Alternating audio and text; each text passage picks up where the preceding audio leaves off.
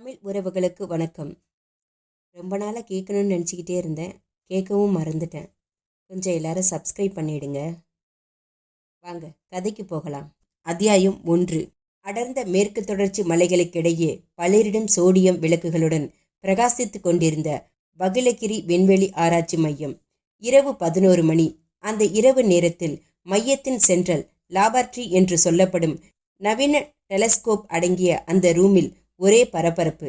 வான்வெளி ஆராய்ச்சி விஞ்ஞானிகள் 10-15 பேர் கொண்ட குழு ஒன்று அவசரமாய் கணினி பட்டன்களை உயிர்ப்பித்து கட்டளைகள் கொடுப்பதும் மானிட்டர் திரைகளை பார்த்து குறிப்புகளை ஆராய்வதுமாய் அவசர கதியில் இயங்கிக் கொண்டிருந்தது. மையத்துக்கு வெளியே வைக்கப்பட்டிருந்த ராட்சச ஆண்டானாக்களும் சக்தி வாய்ந்த ராடர்களும் பல திசைகளில் சுழன்று சிக்னல்களை பெற்று மையத்திற்கு அனுப்பி கொண்டிருந்தது. அரை மணி நேரம் அப்படி பரபரப்பாக இயங்கி குறிப்புகளை எடுத்தார்கள். சிக்னல் பற்றிய கிராஃப் படத்தை ஆராய்ந்தார்கள். பின் எல்லோரும் வலதுபுறமாய் இருந்த சிறிய கான்ஃபரன்ஸ் ஹாலுக்கு வந்தார்கள்.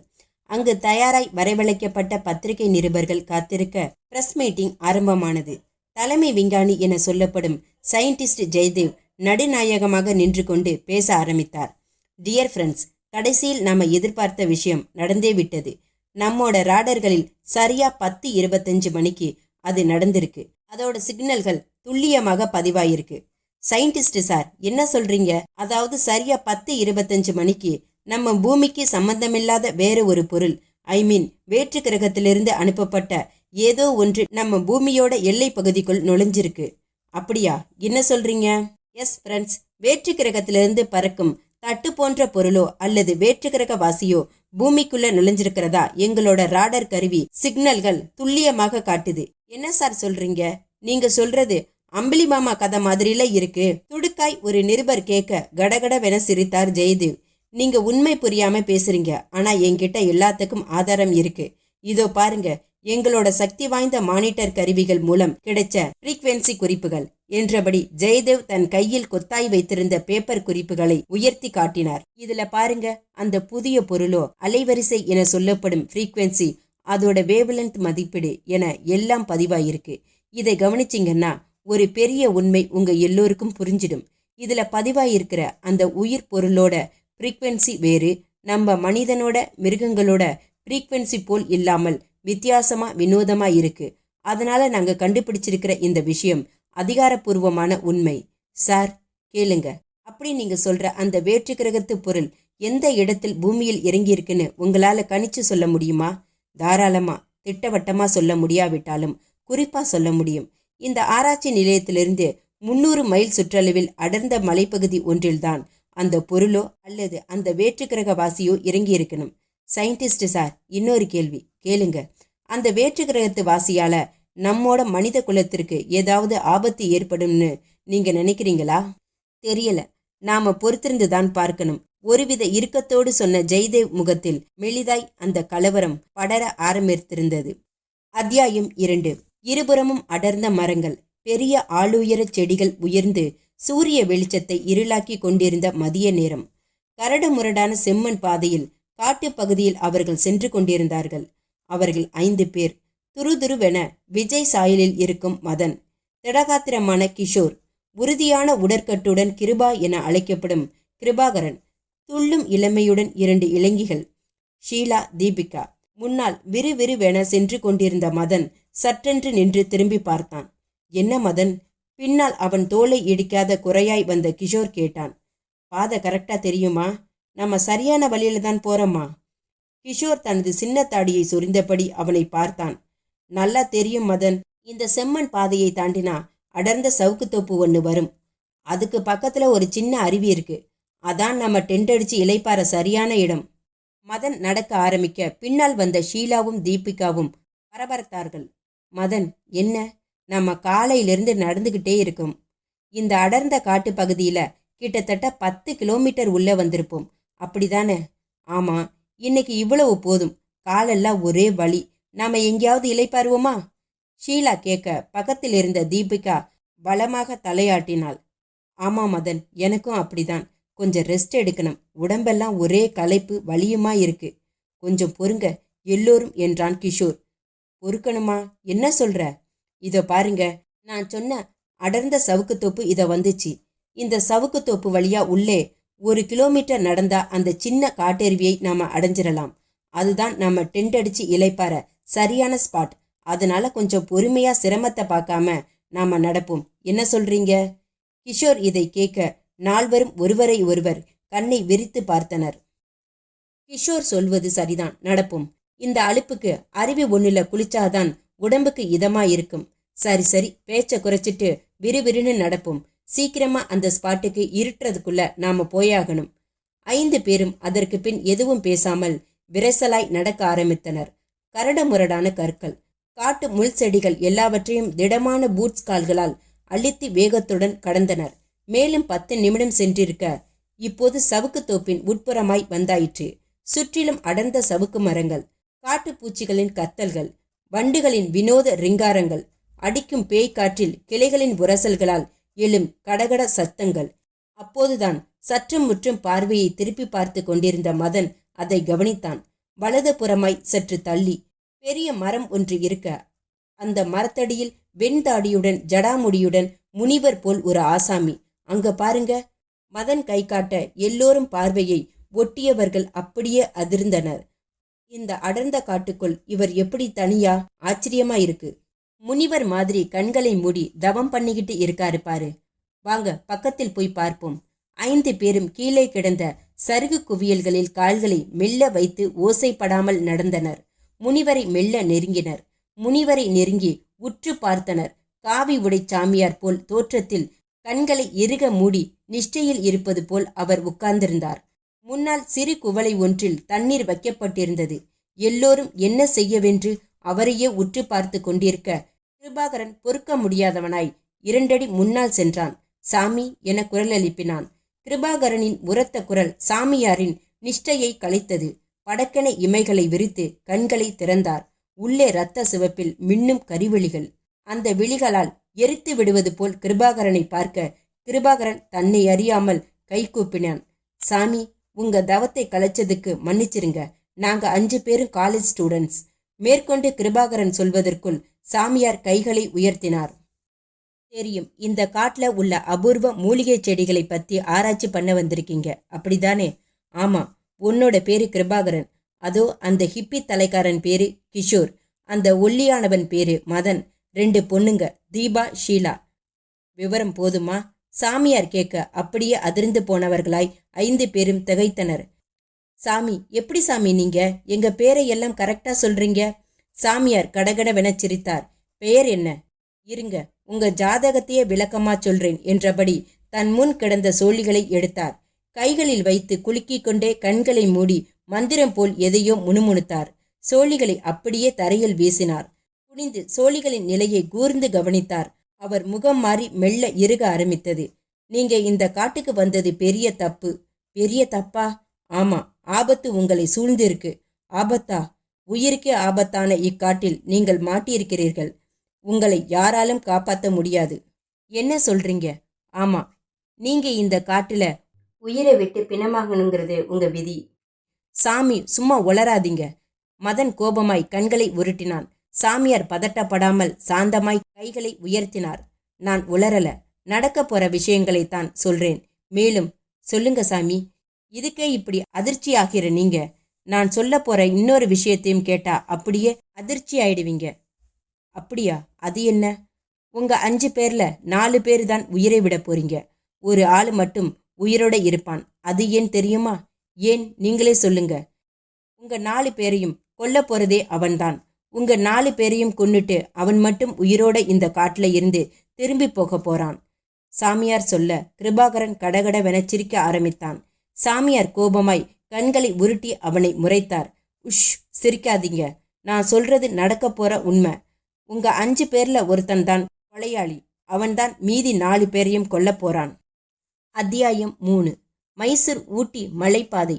வளைவுகளில் திரும்பி அசுரத்தனமாய் வேகமெடுத்து அந்த மாருதி ஜென் ஸ்டேரிங்கை பிடித்தபடி இருந்த வினோத்திற்கு 30ஐ தொடும் வயது.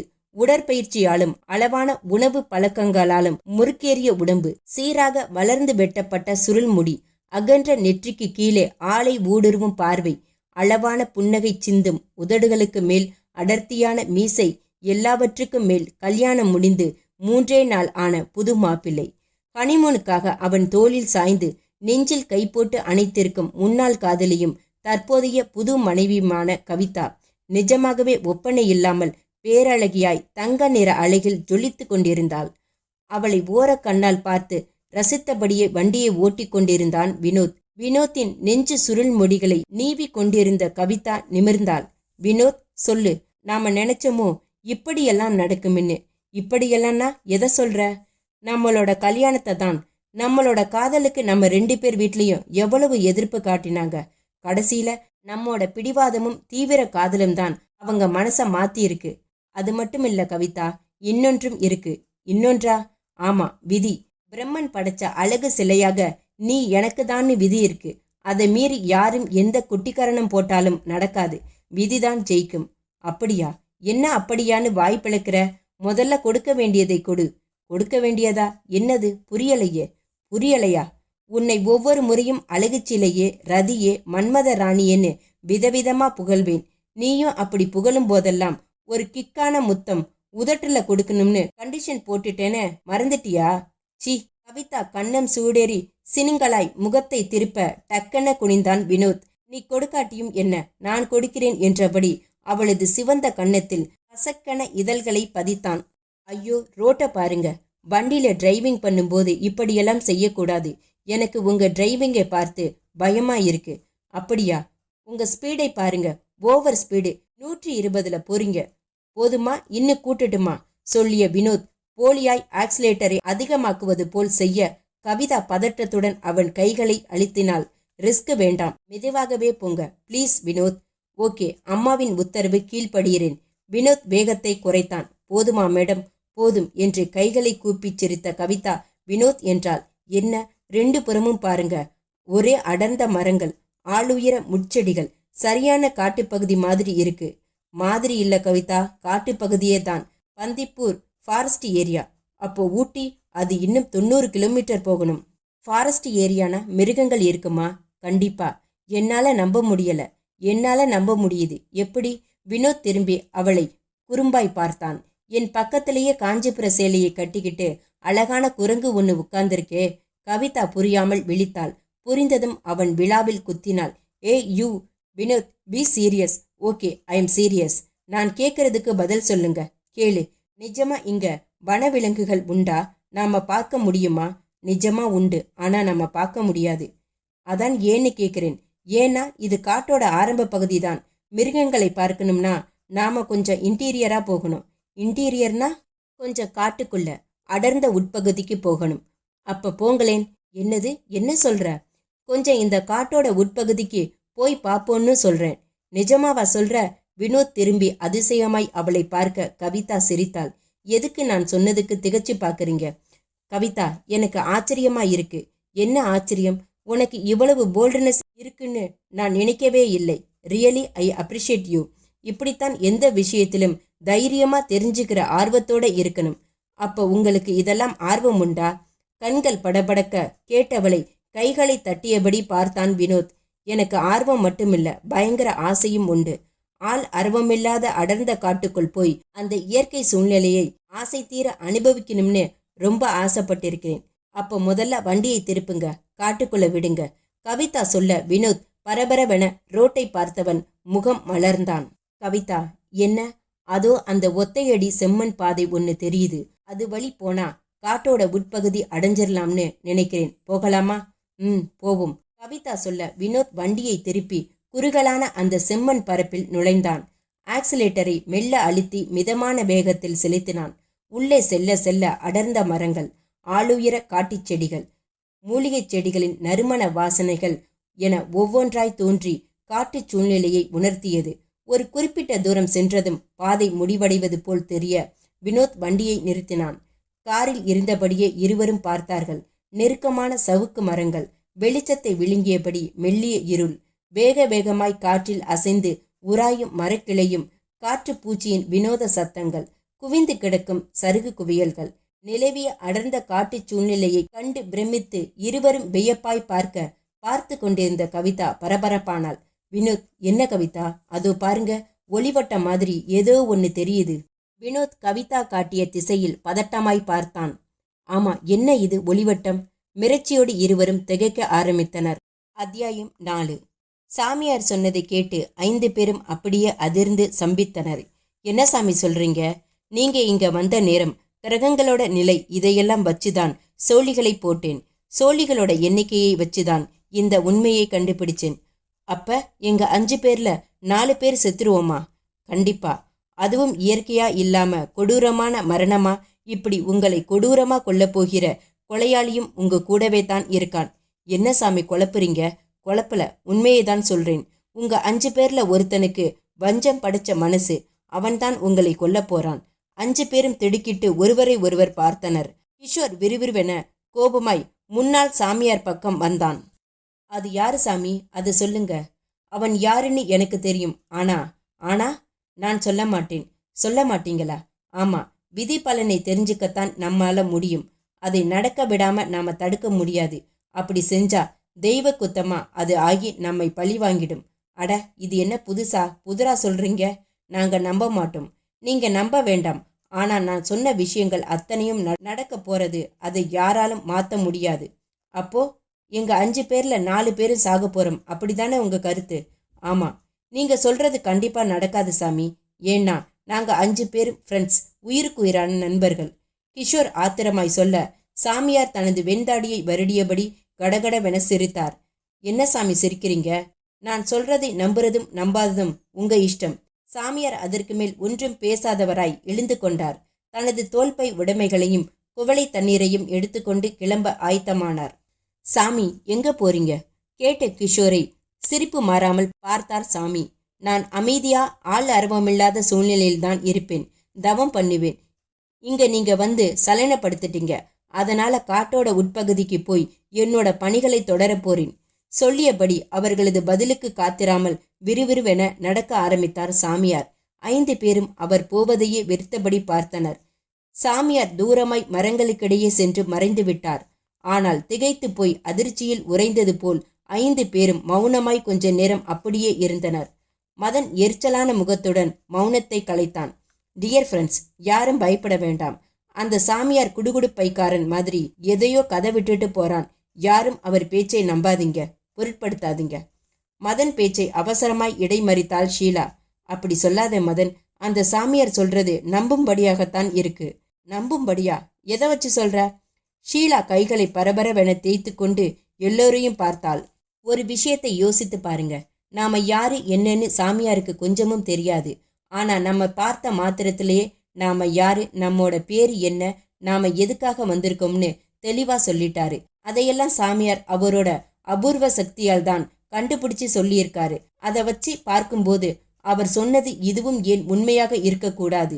ஷீலா சொன்னதை கேட்டு எல்லோரும் திகைத்து போய் வெறிக்க தீபிகா முன்னே வந்தாள். ஷீலா சொல்றது ரொம்ப கரெக்ட். சாமியார் பேச்சை நாம அலட்சியப்படுத்த முடியாது. அப்போ அவரு சொன்னது உண்மையா? ஆமா, நாம 5 பேர்ல ஒருத்தர் வஞ்சக மனசு படைச்ச கொலையாளி. ஆமா, அந்த கொலையாளி மத்த 4 பேரையும் கொல்ல போறான். ஆமா, அது யாரு?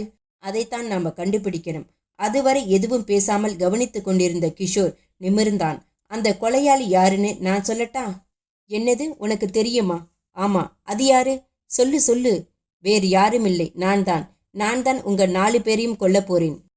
அத்தியாயம் 5. கவிதாவும் வினோத்தும் கண் விழித்தார்கள்.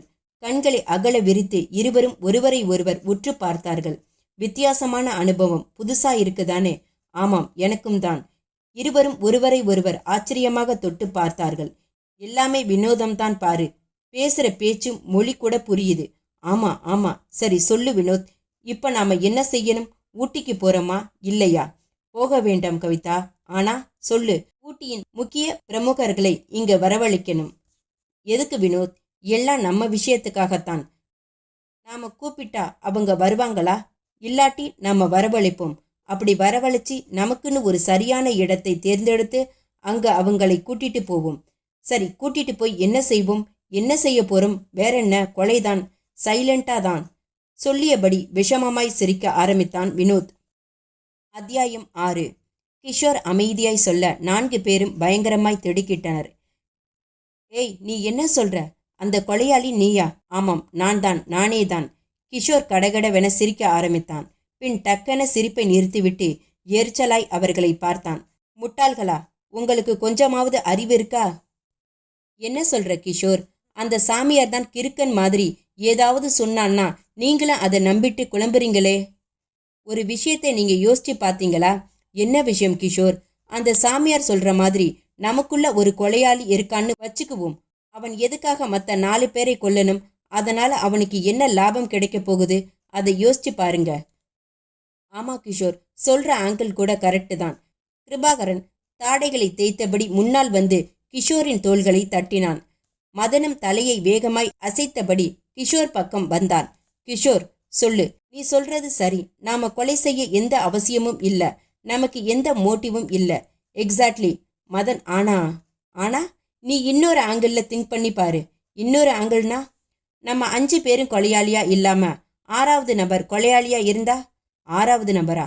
நம்ம 5 பேர் தானே இருக்கோம். இல்ல, 6வது நபர் இருக்கிறாரு. அது யாரு? கொஞ்சம் யோசி, உனக்கு புரியும்.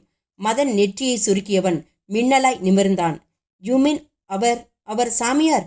அதேதான், அவர் சாமியார். அவர் எப்படி? யாரு வேணும்னாலும் ஒட்டித்தாடி மீசை வச்சுக்கிட்டு சாமியார் ஆகிட முடியும் தானே. அப்போ அது அவர்தானா? அவராக கூட இருக்கலாம். ஏன்னா அவர்தான் நாம கொலை செய்யப்படுவோம்னு கண்டிப்பா சொல்றாரு.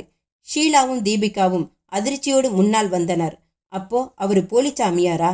அதை தான் முதல்ல நாம கண்டுபிடிக்கணும். எப்படி கண்டுபிடிக்க? அது ரொம்ப ஈஸி. கிருபாகரன் கைகளை தட்டி சொல்ல எல்லோரும் ஆச்சரியமாய் அவனை பார்த்தனர். எப்படி கிருபா? அந்த சாமியாரை தேடி பிடிப்போம். லெஃப்ட் ரைட்டுன்னு ஆளுக்கு 2 தட்டு தட்டுவோம். உண்மை தானா வெளிவந்துடும். கிருபா சொல்றது ரொம்ப கரெக்ட். அதான் சரி. நாம இப்போ உடனே அந்த சாமியாரை தேடி பிடிப்போம். மதன் கைகளை மறுப்பாய் அசைத்தான். வேண்டாம், இப்ப நாம கிளம்ப முடியாது. ஏன் மதன்? மணிய பாருங்க, 4 மணி. இது அடர்ந்த காடு. இன்னும் 1 மணி நேரத்துல கடுமையா இருட்டிடும். மிருகங்கள் நடமாட்டமும் இங்கு ஆரம்பிச்சிரும். அதனால பேசாம இங்க ஒரு நல்ல இடமா பார்த்து டென்ட் அடிச்சு தங்கிட்டு காலையில சாமியாரை தேடி போவோம். அதுவும் சரிதான். மதன் சொன்னதற்கு எல்லோரும் ஆமோதித்து அப்படியே நடக்க முடிவு செய்தனர். சுற்றும் முற்றும் நடந்து மேடான ஒரு மண்பரப்பை தேர்ந்தெடுத்தனர். கனத்த இரும்பு கம்பிகளை நாற்புறமும் மண்ணில் அடித்து முரட்டு தார்பாய்களை கயிறுகளால் கட்டி டென்ட் கூடாரம் ஒன்றை உருவாக்கினர். அடுத்த 1 மணி நேரத்தில் சப்பாத்திகளையும் தேநீரையும் பருகியபடி ஆளாளுக்கு கொண்டு வந்திருந்த காற்று படுக்கைகளில் படுத்தபடி ஓய்வெடுக்க ஆரம்பித்தனர். நெடுந்தூரம் நடந்த அலுப்பிலும் பயண களைப்பிலும் அப்படியே தூங்கவும் ஆரம்பித்தனர். மறுநாள் அதிகாலை எழுந்து எல்லோரும் சுறுசுறுப்பாய் எழுந்து சாமியாரை பிடிக்க தயாராகி விட்டனர். அந்த சாமியாரை விடக்கூடாது. உடனே பிடிச்சு உண்மைகளை தெரிஞ்சுக்கணும். கிளம்புங்க, போவோம். எல்லோரும் தங்கள் உடைமைகளையும் பாரங்களாய் முதுகில் ஏற்றியபடி நடக்க ஆரம்பித்தனர். கிஷோர் தான் வழியை காட்டினான். அதோ அந்த அடர்ந்த சவுக்கு மரங்களாக இருக்கே, அங்கதான் காட்டின் உட்பகுதி ஆரம்பமாகுது. அதை நோக்கிதான் சாமியாரும் போனாரு. வாங்க நடப்போம். எல்லோரும் நடந்தார்கள். காற்றின் பரபரப்பான பேய்காற்று சூழ்நிலை மாறி அமைதியாக இருந்தது. அந்த அமைதியை கிழிக்கும்படி கிளைகளில் இருந்து விசித்திர பறவைகள் வினோத சத்தங்களை எழுப்பிக் கொண்டிருந்தன. இடையிடையே யானையின் பிளறல்களையும் மிருகங்களின் உருமல் ஓசைகளும் அவர்களின் காதுகளில் விழத்தான் செய்தது. ஆனாலும் எதை கண்டும் பயமில்லாதவர்களாய் 5 பேரும் வேக வேகமாய் நடை போட்டனர். 1/2 மணி நேரம் சென்றிருக்கும். இப்போது 5 பேரும் காட்டின் அடர்த்தியான உட்பகுதிக்கு வந்துவிட்டார்கள். சற்று முற்றும் பார்த்து தேடினார்கள். அப்போது பக்கவாட்டில் பார்வையை பதித்த தீபிகா அலறாத குறையாய் கத்தினாள். அங்க பாருங்க. எல்லோரும் திரும்பி தீபிகா கை காட்டிய திசையை பார்க்க, அங்கு முச்செடிகளில் பக்கம் உள்ள புதர்களில் மல்லாக்க கிடந்தபடி ஒரு உடம்பு. பதைபதைப்புடன் எல்லோரும் அதை நெருங்க, அது சாமியாரின் உடல்தான் என்பது தெரிந்தது. கழுத்தில் ஆழமான கத்தி குத்துகளுடன் சுற்றிலும் வலிந்து உறைந்த இரத்த திட்டுகளுடன் சாமியாரின் பிணம். ஐயோ, சாமியார் செத்து கிடக்கிறாரு. யாரோ சாமியாரை கொலை பண்ணியிருக்காங்க. ஷாக் அடித்தது போல் பதறிப்போய் அனைவரும் சம்பித்தனர். அவர்களை மேலும் பதட்டப்படுத்துவது போல் கீழே மண்பரப்பில் அந்த வாசகங்கள். சாமியார் உயிர் போகும் தருணத்தில் தனது கடைசி மூச்சை இழுத்து பிடித்து எழுதிய வரிகள். மதன் அதை கவனித்து உற்று பார்த்தான். பதட்டமாய் பக்கத்தில் வந்து மற்றவர்களும் குனிந்து அந்த வாசகங்களை படிக்க ஆரம்பித்தனர். அதில், உண்மையை சொன்னதால உங்க 5 பேர்ல மறைஞ்சிருக்கும் அந்த கொலையாளி என்னை தேடி வந்து கொன்னுட்டான். இப்ப நானும் அவனை பற்றி உண்மையை சொல்லிடுறேன். அவன் அதற்கு மேல் எழுத முடியாமல் உயிரை விட்டிருந்தார் சாமியார். அத்தியாயம் 7. ஊட்டி. ரயில்வே லைன் ஒட்டிய காவல் நிலையம். பெரிதாய் கொட்டாய் விட்டு கொண்டிருந்த இன்ஸ்பெக்டர் முத்துப்பாண்டியன் மேஜையில் இருந்த ஊதா நிற டெலிபோன் கிணுகிணுத்தது. எடுத்தார். மறுமுனையில் பதட்டமாய் ஒரு பெண் குரல். Sir, inspector sir. சொல்லுங்க, நான் இன்ஸ்பெக்டர் தான் பேசுறேன். சார், என் பேரு கவிதா. நான் ஊட்டியிலிருந்து மைசூர் போற சாலையில் 10வது கிலோமீட்டர் தூரத்தில் உள்ள அடர்ந்த காட்டுப்பகுதியில் இருந்து பேசுறேன். 10 கிலோமீட்டர் தூரத்தில் உள்ள அடர்ந்த காட்டுப்பகுதியா? அங்கே ஏன் நீங்க போனீங்க? சார், நான் மட்டும் இல்ல, என்னோட ஹஸ்பண்ட் வினோத்தும் பைக்கில் இங்க சுத்தி பார்க்க வந்தோம். நாங்க புதுசா கல்யாணமான ஹனிமூன் கப்புள்ஸ். ஹனிமூன் கப்புள்ஸா? அப்ப தேல்நிலவு கொண்டாட காட்டை தேர்ந்தெடுத்தீங்களாக்கும். இன்ஸ்பெக்டர் முத்துப்பாண்டியன் குரல் கிண்டலாய் கேட்க மறுமுனையில் கவிதா பதட்டமானாள். சார், ப்ளீஸ் என்னோட நிலைமையை புரிஞ்சுக்குங்க. நாங்க இங்க பெரிய ஆபத்துல இருக்கோம். ஆபத்தா? என்ன சொல்றீங்க? ஆமா, என்னோட ஹஸ்பண்ட் வினோத் இந்த காட்டு பகுதியில் திடீர்னு காணாம போயிட்டாரு. என்னது, காணாம போயிட்டாரா? ஆமா சார், நானும் என் ஹஸ்பண்ட் வினோத்தும் அடர்ந்த காட்டுப்பகுதி ஒண்ணுல பைக்கை நிறுத்திட்டு அருவி எதுவும் இருக்கான்னு பாக்குறதுக்காக காலார நடந்தோம். அப்ப அவர் எனக்கு முன்னால நடந்து பார்க்கிறேன்னு போனாரு. திடீர்னு அடர்ந்த புதர்களுக்கிடையே காணாம போயிட்டாரு. எனக்கு ஒரே பயமா இருக்கு. அதான் அவரோட செல்போன்ல டெலிஃபோன் என்கொயரியில உங்க நம்பரை கேட்டு ஃபோன் பண்ணினேன். எனக்கு ரொம்ப பயமா இருக்கு சார். நான் தனியா காட்டுக்குள்ள நிக்கிறேன். Please help me sir. Kavitha கெஞ்சோ கெஞ்சென்று கெஞ்சினாள். இன்ஸ்பெக்டர் முத்துப்பாண்டி குரலை உயர்த்தினார். ஹலோ, கவலைப்படாதீங்க, டோன்ட் வரி. இப்பவே கிளம்பி வரேன். நீங்க கரெக்டா ஸ்பாட்டை சொல்லுங்க. சொல்றேன் சார். சரியா 10வது கிலோமீட்டர்ல ஒரு பெரிய ஆலமரம் நிற்கும். அதோட வலப்புறம் ஒரு செம்மண் ஒத்தையடி பாதை தெரியுது. அது வழியா வந்தீங்கன்னா நான் நிக்கிற இடத்துக்கு நீங்க வந்துடலாம். Okay okay, don't worry. இதோ இப்பவே கிளம்பி வரேன். ரிசீவரை வைத்த இன்ஸ்பெக்டர் முத்துப்பாண்டி மின்னலாய் கிளம்ப ஆரம்பித்தார். செல்போனை ஆஃப் செய்த கவிதா நிமிர்ந்து எதிரில் இருந்த வினோத்தை பார்த்து கிளுகிளுவென சிரித்தான். என்ன சிரிக்கிற கவிதா? அந்த முட்டாள் இன்ஸ்பெக்டர் நான் சொன்னது எல்லாத்தையும் அப்படியே நம்பிட்டான். அத்தியாயம் 8. மதன், கிஷோர், கிருபா, ஷீலா, தீபிகா என அனைத்து பேரும் வாசகங்களை படித்து திகைத்து போயினர். ஷீலா முதலில் சுதார்த்தவளாய் எல்லோரையும் பார்த்தாள். இப்ப என்ன சொல்றீங்க? சாமியார் தான் கொலையாளின்னு நினைச்சோம். இப்ப அவரே செத்துட்டாரு. அதான் ஒண்ணுமே புரிய மாட்டேங்குது. கிஷோர் நெற்றியை சுருக்கியபடி கைகளை பிசைந்தான். மதன் எதையோ தீவிரமாய் யோசித்தபடி இருந்தவன் நிமிர்ந்தான். ஹலோ ஃப்ரெண்ட்ஸ், சொல்லு. சாமியாரோட கொலையையும் உறைஞ்சிருக்கிற ரத்தத்தையும் பார்த்தா ஒரு விஷயம் தெளிவா புரியுது. என்ன விஷயம்? சாமியார் நேற்றில்லை, இன்றைக்கு, அதுவும் இன்றைய காலை அதிகாலை நேரத்தில் தான் கொலை செய்யப்பட்டிருக்கணும். எதை வச்சு அப்படி சொல்ற? பாருங்க, ரத்தம் உறைஞ்சாலும் கொஞ்சம் பிசுபிசுப்புடன் தெரியுது. அதனால கொலை நடந்து 1 மணி நேரம்தான் ஆயிருக்கும். மேலும் சொல்லு. சாமியார் தன்னோட கடைசி மூச்சை பிடிச்சுக்கிட்டு தான் மண் மேல இந்த வாசகங்களை எழுதியிருக்காரு. அப்படி எழுதணும்னா அப்போ அந்த இடத்தில் வெளிச்சம் இருந்திருக்கணும். அதை வச்சு பார்க்கும்போது நேற்று சீக்கிரமே மாலை பொழுது இருட்டுனது ஞாபகத்துக்கு வருது. அதனால இந்த சம்பவம் நேற்று நடக்க வாய்ப்பே இல்லை. இன்னைக்கு தான் நடந்திருக்கணும். நீ சொல்றது சரிதான், இன்னைக்கு தான் நடந்திருக்கணும். அதனால என்ன? மதன் சீரியஸான முகத்துடன் பார்த்தான். அதனால இன்னொரு விஷயமும் பளிச்சென்று தெளிவாகுது. அது என்ன விஷயம்? சாமியார் சொல்றபடி நம்ம 5 பேர்ல ஒரு ஆள் தான் கொலையாளினா அந்த கொலையாளி தான் இன்னைக்கு அதிகாலை எந்திரிச்சு சாமியாரை தேடி போய் கொலை பண்ணியிருக்கணும். அப்படிதானே? ஆமா. அப்போ அது யாரு? யாருன்னா இன்னைக்கு அதிகாலை நம்ம ட்ரூப்பில் இருந்து எழுந்திருச்சு வெளியே போனது யாரு? மதன் ஒவ்வொருவர் பக்கமும் தனது முகத்தை திரும்பி கேட்க எல்லோரும் கண்களை விரிய விழித்தனர். கொஞ்ச நேரம் மௌனமாய் கழிந்தது. மதன் மறுபடியும் ஏதோ தோன்றியவனாய் கைகளை தூக்கினான். சரி, அது இருக்கட்டும். இன்னைக்கு நம்ம ட்ரூப்ல முதல்ல கண் விழிச்சது யாரு? ஷீலா கைகளை தூக்கினாள். நான் தான் என்றாள். ஷீலா, நீ கண் விழிக்கும் போது மணி எத்தனை இருக்கும்? வாட்சை பார்த்தேன். சரியா 6:30 மணி. அப்போ மற்ற 4 பேரும் என்னையும் சேர்த்து என்ன செஞ்சிட்டு இருந்தாங்க? நீங்க எல்லோரும் தூங்கிட்டு இருந்தீங்க. நல்லா பார்த்தியா? நல்லா பார்த்தேன். Are you sure? ஷுவர், கண்டிப்பா. அப்ப சரி, எல்லாம் தெளிவாயிட்டு. இனிமே நாம குழம்ப வேண்டியதில்லை. மதன் சொல்ல எல்லோரும் அவனை புதிராய் குழப்பமாய் பார்த்தனர். என்ன சொல்ற நீ? சாமியார் சொன்னது பொய்தான். பொய்யா? ஆமா. நம்ம 5 பேர்ல யாரும் கொலையாளி இல்ல, வேற யாரோ தான்.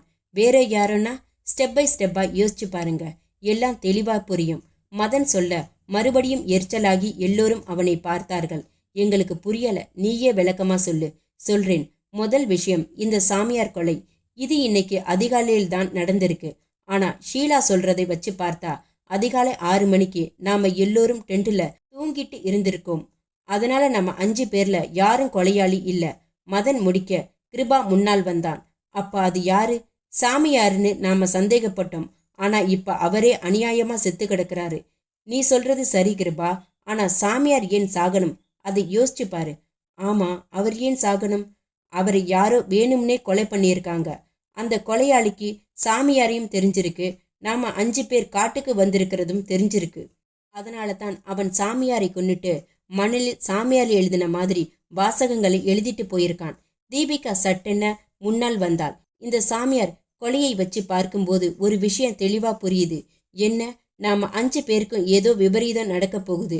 நாம பெரிய ஆபத்தில் மாட்டிக்க போறோங்கிறது மட்டும் நல்ல தெளிவா தெரியுது. அத்தியாயம் 9. அரை மணி நேரம் சென்றிருக்கும். கையை குத்தி கொண்டு முன்னும் பின்னும் நடந்து கொண்டிருந்த கவிதா டக்கென நின்றாள். திரும்பி பாறை ஒன்றில் உட்கார்ந்திருந்த வினோத்தை பார்த்தாள். என்ன கவிதா, உன்னிப்பா கவனி, ஜீப் வர சத்தம் கேட்குது பாரு. காதை தீட்டி கூர்ந்து கவனித்த வினோத் வேகமாய் தலையசைத்தான். ஆமா ஆமா. வினோத், என்ன? நீ இந்த மரக்கிளையில் ஏறி அந்த இன்ஸ்பெக்டர் ஜீப் தானா? அவன்தான் தனியா வர்றானா இல்ல கான்ஸ்டபிள்கள் யாரையாவது கூட்டிக்கிட்டு வர்றானான்னு பாரு. சரியான ஐடியா, முதல்ல அதை தெரிஞ்சுக்குவோம். சொல்லியபடி வினோத் சரசரவென ஏறி மரக்கிளை ஒன்றில் ஏறி உச்சிக்கு போனான். உற்று பார்த்தான். பின் கடகடவென இறங்கினான். நீ நினைச்சது சரிதான். சரி, என்ன? அது இன்ஸ்பெக்டர் ஜீப் தான். அவன் தனியாகத்தான் வர்றான், கூட யாரும் வரல. அப்ப ரொம்ப நல்லதா போச்சு. சரி, என்ன செய்ய போற? எனக்கு தெரியாது, நீ சொல்லு. நீதான் சொல்லணும். சொல்றேன் என்றபடி தொண்டையை கனைத்தான் வினோத். இதோ பார் கவிதா, நான் அந்த அடர் புதர் பக்கம் போய் ஒளிஞ்சிக்கிறேன். இன்ஸ்பெக்டர் வந்ததும் நீ பதட்டம் காட்டி நல்லா நடி, என்னை தேடுற மாதிரி. அப்படியே இந்த புதர் மறைவுக்கு எதிர்பக்கமா கூட்டிட்டு போ. அப்படி நீ கூட்டிட்டு போனதும் என் கையில் உள்ள இரும்பு தடியால் அந்த இன்ஸ்பெக்டர் மண்டையில ஓங்கி. என்ன, சரிதானே? என் பிளான் எப்படி? சூப்பர் என்றாள் கவிதா சிரிப்புடன். கொஞ்ச நிமிடங்களில் சரக் சரக்கென சருகுகளில் பூட்ஸ் ஒலி அதிர பதட்டமாய் நுழைந்தார் முத்துப்பாண்டி. கவிதா சொல்லி வைத்தபடி நடித்தாள். பதறினாள். பின் மெல்ல வினோத் ஒளிந்திருந்த புதருக்கு எதிர்ப்புறமாய் அழைத்துச் சென்றாள். வினோத் மறைவிலிருந்து கையில் இரும்பு தடியுடன் மெல்ல எழுந்து ஓசைப்படாமல் முன்னேறினான். கவிதா டக்கென நின்று இன்ஸ்பெக்டர் முத்துப்பாண்டியை பார்த்து கடகடவெனச் சிரித்தாள். முத்துப்பாண்டி திடுக்கிட்டார். என்னம்மா சிரிக்கிற? சார், உங்க போலீஸ் தொப்பிய கொஞ்சம் தலையிலிருந்து எடுங்க பாப்போம். எதுக்கு நான் தொப்பியை எடுக்கணும்? என்ன சொல்றம்மா நீனு? கவிதா சிரிப்பை நிறுத்தாமல், உங்க நடு மண்டையில நச்சினி இரும்பு தடியால் அடிக்கணும்னா தொப்பியை நீங்க கலட்டி தானே ஆகணும். கவிதா சொல்லி முடிக்கவும் வினோத் நச்சன இன்ஸ்பெக்டர் மண்டையில் தடியால் ஓங்கி அடித்தான். அத்தியாயம் 10. 5 பேரும் ரொம்ப நேரம் அப்படியே உட்கார்ந்திருந்தார்கள். மதன் தான் சுதாரித்தவனாய் முதலில் எழுந்தான். நாற்றம் தாங்க முடியல. முதல்ல இந்த சாமியார் பாடியை டிஸ்போஸ் பண்ணுவோம். டிஸ்போஸா? அது எதுக்கு? எதுக்குன்னா? மதன் கேட்க கேலியாய் நிமிர்ந்த கிஷோர் சிரித்தான். நமக்கு எதுக்கு அந்த வெட்டி வேலைங்கிறேன். நீ என்ன சொல்ல வர்ற? சாமியாரோட உடல் பேசாம பறவைகளுக்கும் மிருகங்களுக்கும் இரையாகி போகட்டும். நீ சொல்ற மாதிரி செஞ்சா நமக்குத்தான் ஆபத்து. நமக்கு ஆபத்தா? ஆமா. எப்படி? சொல்றேன். எல்லாம் சிம்பிள் லாஜிக் தான். சாமியார் உடலோட பிண வாசனையை முகர்ந்து ஏதாவது ஒரு கொடிய மிருகங்கள் இந்த ஏரியாவுக்கு வரும். அப்படி வர்ற மிருகங்கள் சாமியார் உடலை தின்னுட்டு அப்படியே நிக்காதுன்னா? நான் சொல்ல வர்றது என்னன்னா, அந்த மிருகங்கள் ஒரு மனுஷ உடலை தின்னதும் வெறியாகி மனுஷ வாசனையை மோப்பம் பிடிக்க ஆரம்பிக்கும். அப்படி மோப்பம் பிடிச்சா, புரியுது மதன், நம்மை தேடி வந்து அட்டாக் பண்ணும்னு சொல்ற, அப்படிதானே? அதேதான். இப்போவாது புரிஞ்சுதா? புரியுது. எல்லோரும் தலையாட்டினார்கள். சரி, இப்போ பாடியை எப்படி டிஸ்போஸ் பண்ண? பேசாம எரிச்சிடுவோமா? எரிக்க வேண்டாம். வேற என்ன செய்ய? இந்த பகுதியில் மணல் மேடுகளை தாண்டின நிறைய குழிகள் இருக்கு. இதில் ஒரு குழியில பாடியை போட்டுட்டு புதைச்சிருவோம். நல்ல ஐடியா. அப்படியே செய்வோம். எல்லோரும் எழுந்தார்கள். கிஷோரும் மதனும் 2 பர்லாங்கு தூரம் நடந்து ஒரு குழியை கண்டுபிடித்தனர். தீபிகாவும் ஷீலாவும் கிருபாவும் சாமியார் உடலை தூக்கி கொண்டு வந்தனர். உடலை குழியில் தள்ளி காய்ந்த சருகுகளையும் கரடுமுரடான கற்களையும் நிரப்பினர். அடுத்த 10வது நிமிஷத்தில் குழியை முழுவதுமாய் மூடி நிம்மதி பெருமூச்சு விட்டனர். சோர்ந்து போனவர்களாய் டென்ட்டை நோக்கி நடந்தனர். ஆளுக்கு தங்களது காற்று மெத்தை படுக்கைகளில் பொத்து பொத்தென விழுந்து ஓய்வெடுக்க ஆரம்பித்தனர். அன்றைய பொழுது அப்படியே கழிந்தது. அன்று மாலை இரவு உணவுக்காக சுள்ளிகளை பொறுக்க மதனும் ஷீலாவும் சவுக்கு மரங்கள் பகுதியில் நுழைந்தனர். அப்போது ஷீலா பய பார்வையுடன் சுற்றும் முற்றும் பார்த்தவள் மதன் பக்கம் வந்தாள். மதன், என்ன ஷீலா, உன்கிட்ட ஒரு முக்கியமான விஷயம் சொல்லணும். என்ன? காலையில் நீ கேட்டியே ஒரு கேள்வி, அதிகாலையில் யாராவது வெளியில போயிட்டு வந்தாங்களான்னு. ஆமா கேட்டேன். நீ கூட யாரும் போகலன்னு சொன்னியே. ஆமா, ஆனா அது பொய். பொய்யின்னா? நான் சொன்னது பொய். அதிகாலையில் நம்ம ட்ரூப்பில் இருந்து ஒரு ஆள் வெளியே போய் திரும்பி வந்தான். அப்படியா? யார் அது? சொன்னா உனக்கு ஆச்சரியமா இருக்கும். சொல்லு. நம்ம கிருபா தான். என்ன, கிருபாவா? ஆமா, அவன்தான். நான் அதிகாலை 5 மணிக்கு தற்செயலா எழுந்தப்போ அவனோட பெட்டில் அவன் இல்லை. ஆனா சொல்லு. 6-6:30 மணி வாக்குல அவன் மட்டும் காட்டு உட்பகுதியிலிருந்து பம்பிக்கிட்டே வந்து ஒன்றும் நடக்காத மாதிரி பெட்டில் சாதுவா படுத்துக்கிட்டான். அத்தியாயம் 11. கவிதா திரும்பி வினோத் பக்கம் பார்த்தாள். வினோத், சொல்லு கவிதா. இன்ஸ்பெக்டர் பாடியை என்ன செஞ்ச? நம்ம ஸ்டோரேஜ் கிடங்குல கொண்டு போய் பத்திரப்படுத்திட்டேன். வெரி குட், நல்ல காரியம் செஞ்ச. வெறும் பாராட்டிக்கிட்டு இருந்தா மட்டும் போதாது. வேற என்ன செய்ய? அடுத்து என்ன செய்யணும்னு யோசிக்கணும். என்ன செய்ய நீயே சொல்லு. வினோத் யோசிப்பது போல் தலையை சாய்த்தவன் நிமிர்ந்தான். நான் யோசிச்சிட்டேன். அடுத்து நாம தேர்ந்தெடுக்க வேண்டிய விஐபி ஒரு டாக்டர். என்ன, டாக்டரா? ஆமா, அப்படி ஒரு டாக்டரை தேர்ந்தெடுத்து எப்படியாவது இந்த காட்டுப்பகுதிக்கு கூட்டிட்டு வர போறேன். உங்களால முடியுமா வினோத்? கண்டிப்பா முடியும். சரி, டாக்டர் யாரு? ரொம்ப சிம்பிள். பைக்கை எடுத்துட்டு ஊருக்குள்ள என்டர் பண்றேன்.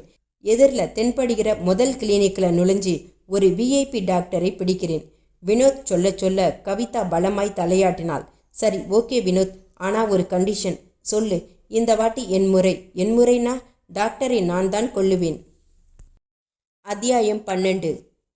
ஷீலா சொல்ல மதன் அப்படியே திடுக்கிட்டான். ஏய், என்ன சொல்ற? உண்மையை தான் சொல்றேன். கிருபாகரனா அப்படி செஞ்சான்? ஆமா.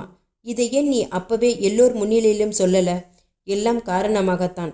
என்ன காரணம்? கிருபாகரன் தான் ஏதோ தப்பு பண்றான்னு எனக்கு தோணுச்சு. அதை அவன் முன்னாடியே சொன்னா ஒப்புக்கொள்ளவா செய்வான்? அதான் உன்கிட்ட ரகசியமா சொல்றேன். அப்போ உண்மையிலேயே சாமியார் சொன்ன மாதிரி ஒரு கொலையாளியா கிருபா நம்ம ட்ரூப்ல இருக்கானா? தெரியல. ஆனா நாம நினைச்சா உண்மையை கண்டுபிடிச்சிடலாம். எப்படி? ஒரு 2 நாள் கிருபாவை அவனுக்கு தெரியாம வாட்ச் பண்ணணும். எல்லா விஷயத்தையும் நாம புரிஞ்சுக்கலாம். ஷீலா சொல்ல மதன் நெற்றியில் கை வைத்தபடி யோசித்தான். குறுக்கும் நெடுக்கும் நடந்தான். என்ன யோசிக்கிற மதன்? இந்த விஷயத்தை கிருபாவை தவிர மற்றவங்க கிட்ட சொல்லிடலாம் தானே? இல்லை, வேண்டவே வேண்டாம். ஏன் வேண்டாங்கிற? சொன்னா வீணா அவங்க பதட்டப்படுவாங்க. அதை விட நாம 2 பேரும் தீவிரமா கிருபாவை கண்காணிப்போம். உண்மையை கரெக்டாக கண்டுபிடிச்சு அவங்களுக்கு தெரிவிப்போம்.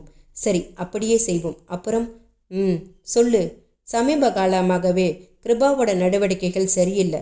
சரியில்லைன்னா கொஞ்சம் விசித்திரமாகவே எனக்கு படுது. அதனால ஒரு வேளை அவனே அந்த கொலையாளியா இருப்பானோன்னு சந்தேகமும் எனக்கு எழும்புது. எதை வச்சு சொல்ற? அவன் என்கிட்ட நடந்துக்கிட்ட விதத்தை வச்சு தான் சொல்றேன். நடந்துக்கிட்ட விதம்னா எனக்கு புரியல. நேற்று நடந்த ஒரு விஷயத்தை சொல்றேன் மதன், அப்பதான் உனக்கு புரியும். சொல்லு. நேற்று நான் அருவி தண்ணியில குளிச்சுட்டு உடை மாற்றிக்கிட்டு இருந்தேன். அப்ப திடீர்னு பின்னால சரசரன்னு சத்தம். திரும்பி பார்த்தா கிருபா நிற்கிறான். கிருபா நின்றானா? ஆமா. பின்னால உள்ள மரக்கிளையின் பிளவு வழியா நான் உடை மாற்றுவதை ரசித்து பார்த்துக்கிட்டு இருந்தான். என்ன, கிருபாவா இங்க என்ன செய்யறான்னு நான் கோபமா கேட்டதும் அசடு வழிய சிரிச்சுக்கிட்டே என் பக்கத்தில் வந்தான். என்னோட கோபத்தை கொஞ்சமும் பொருட்படுத்தாமல் உன்னோட ஸ்ட்ரக்சர் நல்லா இருக்குன்னு சர்வசாதாரணமா சொல்லிட்டு போயிட்டான். கிருபாவா அப்படி பேசினான்? என்னால நம்ப முடியல. என்னாலேயும் நம்ப முடியல மதன். ஆனா இது உண்மை. இதை ஏன் நீ முன்னாடியே சொல்லல ஷீலா? இது ஒரு சின்ன விஷயம். கிருபா கேலிக்காக கூட இப்படி செஞ்சிருக்கலாம்னு தான் பெருசுபடுத்தாம விட்டுட்டேன். மதன் பதில் சொல்லாமல் கைகளை குத்தி கொண்டு முன்னும் பின்னும் வேகமாக நடந்தான். சட்டென நின்று ஷீலாவை பார்த்தான். என்ன மதன், நாம எதையும் மறைக்கக்கூடாது. மறைக்கக்கூடாதுன்னா நீ விஷயத்த சொல்லாம விட்ட மாதிரி மறைக்கக்கூடாது. ஓப்பனா இருக்கணும். நாம இருக்கிறது 5 பேரு. 5 பேருக்குள்ள எந்த ரகசியமும் ஒளிமறைவும் இருக்கக்கூடாது. நீ சொல்றது சரிதான். அதுக்காக நீ என்ன செய்ய போற மதன்? ஒரு வழி இருக்கு. என்ன வழி? விஷயத்தை கிஷோர் கிட்டையும் தீபிகா கிட்டையும் சொல்வோம். பின் எல்லோர் முன்னிலும் கிருபாவை கூப்பிட்டு விசாரிப்போம். விசாரணையா? ஆமா. நடந்த விஷயங்களை சொல்லி அவனிடம் விளக்கம் கேட்போம். அவன் என்ன பதில் சொல்றான்னு கவனிப்போம். இருவரும் திரும்பி நடந்தார்கள். டென்ட் பக்கம் வந்தபோது கிஷோர் பரபரப்பாய் நின்று கொண்டிருந்தான். என்ன கிஷோர்? மதன், சொல்லு. நம்ம கிருபாவை காலையிலிருந்து காணல. சொல்லாம கொள்ளாம எங்கேயோ போயிட்டான். அப்படியா? எங்க போனான்? தெரியல. அன்று மதிய வரை கிருபா வராததால் எல்லோரும் கிருபாவை தேட ஆரம்பித்தார்கள். மாலை நீர்வீழ்ச்சி அருகே கிருபாவின் பிணம் ஒதுங்கி எல்லோரையும் ஸ்தம்பிக்க வைத்தது. அத்தியாயம் 13. SR specialist clinic. அந்த பெரிய ஹாஸ்பிட்டல் கட்டிடத்தின் முன் வினோத் தன் பைக்கை சாதுவாய் நிறுத்தி ஸ்டாண்ட் செய்தான். இறங்கி ரிசப்ஷனை நோக்கி நடந்தான். நான் டாக்டர் சாரை பார்க்கணும். கேட்ட ரிசப்ஷன் அழகியிடம் விவரம் சொல்ல, உங்களுக்கு அப்பாயின்மெண்ட் இருக்கா என்றால் அவள் புன்னகை மாறாமல். வினோத் தன் கெஞ்சல் நடிப்பை ஆரம்பித்தான். அடுத்து 10 நொடிகளில் டாக்டரை கண்டதும் வினோத் பதட்டம் காட்டினான். கடகடவென விவரிக்க ஆரம்பித்தான். ஹனிமூன் தம்பதிகளாய் இருவரும் வரும் வழியில் மனைவி கவிதா காட்டு பகுதியில் திடீரென ஏதோ அதிர்ச்சியில் பேச்சின்றி அப்படியே மயங்கி கிடப்பதாகவும் உடனே வருமாறு டாக்டரிடம் கெஞ்சினான். டாக்டர் பிரசாத் நெற்றியை சுருக்கியபடி நெளிந்தார். நான் கேஸை வெளியில போய் எல்லாம் பார்க்கிற வழக்கம் கிடையாது. ப்ளீஸ் ப்ளீஸ் டாக்டர், நீங்க தான் என் ஒய்ஃபை காப்பாற்றணும். நீங்க எவ்வளவு ஃபீஸ் கேட்டாலும் தர்றேன் என்றபடி வினோத் தன் பரிசை எடுத்து வேண்டுமென்றே கொத்தாய் திணித்திருந்த 1000 ரூபாய் நோட்டுகளை காட்டினான். பணத்தை பார்த்ததும் டாக்டர் பிரசாந்தின் முகம் மாறியது. ஓகே, நீங்க இவ்வளவு ஃபீல் பண்றதால வரேன், வாங்க போவோம். டாக்டர் கிளம்பினார். தன் காரை நோக்கி நடந்தார். கார் வேண்டாம் டாக்டர் என்றான் வினோத் அவசரமாய். கார் வேண்டாமா? என்ன சொல்றீங்க? டாக்டர், நான் சொல்ற இடம் காட்டுப்பகுதி. ஒத்தையடி பாதை மாதிரி தான் ரோடு போகுது. அங்க பைக்கில் போறது தான் வசதி. நீங்க ஃபர்ஸ்ட் எய்டு பாக்ஸையும் வைட்டமின் இன்ஜெக்ஷனையும் கொண்டு வாங்க. என் பைக்கிலேயே நாம் போகலாம். ஓகே, அப்படியே செய்வோம். டாக்டர் தலையாட்டியபடி கிளம்பினார். வினோத் தனது குரூர புன்னகையை மறைத்தவாறு பைக்கில் ஏறி டாக்டரை பின்னால் ஏற்றி கொண்டு கிளம்பினான். அடுத்த அரை மணி நேரத்தில் யூடர்ன் அடித்து அந்த அடர்ந்த காட்டுப்பகுதியில் நுழைந்து, இங்கதான் டாக்டர். எங்க உங்க ஒய்ஃப்? வினோத் எதிரே இருந்த பெரிய மரம் ஒன்றின் கிளைப்பக்கம் தலையை தொங்க போட்டபடி சரிந்து படுத்திருந்த கவிதாவை காட்டினான். டாக்டர் பிரசாத் விறுவிறுவென அவள் பக்கம் போனார். கையில் உள்ள மெடிக்கல் பாக்ஸை கீழே வைத்துவிட்டு அவசரமாய் கவிதாவின் கையை தூக்கி நாடி துடிப்பை ஆராய்ந்தார். பின்னால் குறும்பு சிரிப்புடன் வினோத் வந்தவன் அப்படியே கைகளை கட்டி கொண்டான். டாக்டர், என்ன? நாடி துடிப்பை பார்க்கறதுக்கு முன்னாடி என்னோட ஒய்ஃப் முகத்தை கொஞ்சம் உற்று பாருங்க. எதுக்கு? அவ உங்களை பார்த்து கபகபவென சிரிப்பா டாக்டர். வினோத் சொல்லி முடிக்கவும் கவிதா பெரிதாய் சிரிக்கவும் சரியாயிருந்தது. அத்தியாயம் 14. 4 பேரும் அதிர்ந்து விட்டார்கள். நீர்வீழ்ச்சி ஓரமாய் புதருக்குள் கிருபாகரன் பிணமாய் கிடந்தான். கழுத்து, முகம், நெஞ்சு பகுதி என எல்லா இடங்களிலும் இரத்தம் வழிந்தது. உறைந்து போய் பார்ப்பதற்கே விகாரமாய் இருந்தது. கிஷோர் பக்கத்தில் ஓடிப்போய் கிருபாகரன் முகத்தை திருப்பினான். பரபரவென மூச்சு காற்றை ஆராய்ந்தான். மூச்சில்லாமல் உடம்பே ஜில்லிட்டிருந்தது. தலைப்பகுதியில் கை வைத்த போது பிசுபிசுவென இரத்தம் சகதியாய் இருந்தது. பதறியவனாய் நிமிர்ந்தான். தலையில் பலமா எதையோ வச்சு அடிச்சிருக்காங்க. அதான் கிருபா இறந்திருக்கிறான். விக்கலும் விசும்பலுமாய் அழுகை பொங்க 4 பேரும் கிருபாவின் உடலை சுற்றி அப்படியே உட்கார்ந்தனர். கொஞ்ச நேரம் கிருபாவின் உடலை வெறித்தபடி திக்பிரமை பிடித்தது போல் இருந்தார்கள். மதன் சுதாரித்தவனாய் நிமிர்ந்தான். எல்லோரையும் பார்த்தான். ஃப்ரெண்ட்ஸ், கிருபாவின் மரணம் துரதிர்ஷ்டமானது. நாம எதிர்பார்க்காதது நடந்துட்டு. அதனால நான் ஒரு முடிவுக்கு வந்துட்டேன். அது என்ன? எல்லோரும் மதனை பார்க்க அவன் தொடர்ந்தான். நாம இந்த காட்டுல மூலிகை ஆராய்ச்சி செய்தது போதும். இனி ஒரு நிமிடம் கூட தாமதிக்க கூடாது. இந்த காட்டை விட்டு உடனே வெளியேறணும். மதன் சொல்ல வேகமாய் நிமிர்ந்தான் கிஷோர். என்ன சொல்ற மதன்? வேற வழி இல்லை கிஷோர். முதல்ல சாமியார், இப்போ கிருபா, 2 உயிர் பலி நடந்துட்டு. இனி நாம தாமதிச்சா விபரீதமாயிடும். இந்த காட்டுல என்னவோ இருக்கு. ஏதோ ஒரு ஆபத்துல நாம வகையா மாட்டியிருக்கோம். அதுல இருந்து தப்பிக்கணும்னா நாம உடனே இந்த காட்டுல இருந்து வெளியேறிய ஆகணும். நோ, நாம போகக்கூடாது. கோபமாய் கத்தினான் கிஷோர். மதன், நம்ம உயிருக்குயிரான கிருபாவை பறி கொடுத்துட்டோம். அவனை இப்படி கொடூரமா கொன்னவன் யாருன்னு நாம கண்டுபிடிக்கணும். அவனை கண்டுபிடிச்சு அவனுக்கு தண்டனை கொடுக்கணும். அதை விட்டுட்டு பொட்ட பசங்க மாதிரி நாம பயந்து ஓடக்கூடாது. கிஷோர் சொல்லவும் ஷீலாவும் தீபிகாவும் கைகளை உயர்த்தினர். ஆமா மதன், உண்மை தெரியாம நாம இந்த காட்டை விட்டு வெளியேறக்கூடாது. சாமியார் சொன்ன கொலையாளி யாருன்னு தெரியணும். கிருபாவை கொன்னது யாருன்னு தெரியணும். இந்த 2 கேள்விக்கும் விடை தெரியாம நாம இந்த காட்டை விட்டு போகக்கூடாது. எல்லோரும் சொல்ல மதன் நெற்றியை தேய்த்தான். தலையை வேகமாக அசைத்தான். ஓகே, உங்க இஷ்டப்படியே செய்வோம். ஆனா சொல்லு மதன், அந்த கொலையாளிக்கு நம்ம பத்தி நல்லா தெரிஞ்சிருக்கு. நம்மோட ஒவ்வொரு மூமெண்ட்டும் அவனுக்கு புரியுது. அதனால கிஷோர் அவன் பேச்சை டக்கென இடைமறித்தான். இப்போ நான் ஒன்று சொல்லட்டுமா? சொல்லு. நம்மோட ஒவ்வொரு மூமெண்ட்டையும் அவன் வாட்ச் பண்ணிக்கிட்டு இருக்கான்னு நீ சொன்னது உண்மைன்னா இன்னொரு விஷயமும் உண்மையாகுது. அது என்ன விஷயம்? அவன் அந்த கொலையாளி இங்கே தான் சுற்று வட்டாரத்தில் மறைஞ்சி நம்மோட நடவடிக்கைகளை கண்காணிச்சுக்கிட்டு இருக்கணும். நீ சொல்றது ரைட். அப்படி நடக்கவும் வாய்ப்பு இருக்கு. மதன் ஆமோதிப்பவனாய் தலையை வேகமாக அசைத்தான். கிஷோர் தொடர்ந்தான். அதனால நான் ஒரு முடிவு எடுத்திருக்கேன். என்ன முடிவு? நாம இந்த மூலிகைகள் சேர்க்கிறதை ஆராய்ச்சி பண்றதை விட்டுட்டு முதல்ல அந்த குற்றவாளியை யாருன்னு கண்டுபிடிப்போம். இந்த மர்மமான புதிரை முதல்ல விடுவிப்போம். அதற்கு பிறகு மாற்றத்தை பற்றி யோசிப்போம். என்ன சொல்றீங்க? கிஷோர் கேட்க எல்லோரும் ஒருவரை ஒருவர் பார்த்தபடி மௌனமானார்கள். பின் உற்சாகமாய் நிமிர்ந்தனர். முகம் இறுக அவனை பார்த்தனர். எங்களுக்கு சம்மதம் கிஷோர். நாம முதல்ல அந்த கொலையாளி யாருன்னு கண்டுபிடிப்போம். ஒரே குரலில் கோரசாய் சொல்லி உறுதியளித்தனர். அப்போது தீபிகா எழுந்தவள் தற்செயலாய் கிருபா உடல் கிடந்த இடத்திற்கு எதிர்ப்புறமாய் பார்த்தவள் அப்படியே பதட்டமானாள். அங்க பாருங்க, மணல்ல ஏதோ வாசகம் எழுதியிருக்கு. எல்லோரும் பார்வையை திருப்பினர். கிஷோர் பார்த்ததும் கத்தினான். அது நம்ம கிருபாவோட கையெழுத்து தான். சாகரத்துக்கு முன்னால என்னவோ எழுதியிருக்கான். வாங்க பாப்போம். பக்கத்துல போய் பார்த்தனர். மணலில் கிறுக்கலான எழுத்துக்களில் அந்த வாசகம். சாமியார் சொன்ன மாதிரி நாம 5 பேர்ல ஒருத்தன் தான் கொலையாளி. அது படித்த 4 பேரும் அப்படியே அதிர்ந்தனர். அத்தியாயம் 15. டாக்டர் பிரசாத் அப்படியே திடுக்கிட்டு விட்டார். ஏய், என்னது இவ சிரிக்கிறா? பதறாதீங்க டாக்டர், அவளுக்கு வாய் இருக்கு, பல்லு இருக்கு, அதான் சிரிக்கிறா. விளையாடாத மேன், இவளுக்கு உடம்பு சரியில்லைன்னு தானே என்னை கூட்டிக்கிட்டு வந்த. டாக்டர் பிரசாத் கோபத்துடன் எழுந்து வினோத்தை முறைக்க வினோத் சிரிப்பை கூட்டினான். அது பச்சை பொய் டாக்டர். பச்சை பொய்யா? ஆமாம், உங்களை இங்கே கூட்டிகிட்டு வர நாங்கள் போட்ட டெக்னிக். இப்போ எங்ககிட்ட நீங்கள் வசமாக மாட்டிக்கிட்டீங்க. டாக்டரின் முகத்தில் மெல்ல பதட்டம் பரவி கலவரமானது. ஏய் ஏய், யார் நீங்க? என்ன இது விளையாட்டு? நான் ஒரு பிஸியான டாக்டர். என்ன போய் பதட்டமாய் கத்திய டாக்டர் சட்டென பேச்சை அப்படியே பாதியில் நிறுத்தினார். வினோத்தின் பேண்ட் பாக்கெட்டிலிருந்து வெளிவந்த அந்த ரிவால்வர் அவன் கைகளில் முளைத்து அவரை குறிப்பார்த்து கொண்டிருந்தது. ஏய் துப்பாக்கி, என்ன இது? சுட்டுறாத. டாக்டர் மேலும் பதறினார். கவிதா முன்னால் வந்தாள். வினோத், என்ன கவிதா, மறந்துட்டியா? இந்த வாட்டி என் முறை. டாக்டரை நான் தான் கொல்லுவேன். சரி, ஓகே, எப்படி கொல்ல போற? சிம்பிள் என்றபடி தன் கைகளை தட்டி எழுந்தாள் கவிதா. தன் சிறிய ஹேண்ட்பேக்கில் இருந்து அந்த மருந்து பாட்டிலை எடுத்தாள். என்ன இது கவிதா? பாய்சன் வினோத். இந்த டாக்டர் எத்தனையோ பேருக்கு ஊசி போட்டிருப்பாரு. அவருக்கு நான் இந்த விஷ ஊசியை போட போறேன். கவிதா சிரிக்க ஆரம்பித்தாள். பிரமாதமான ஐடியா கவிதா, உடனே செய்.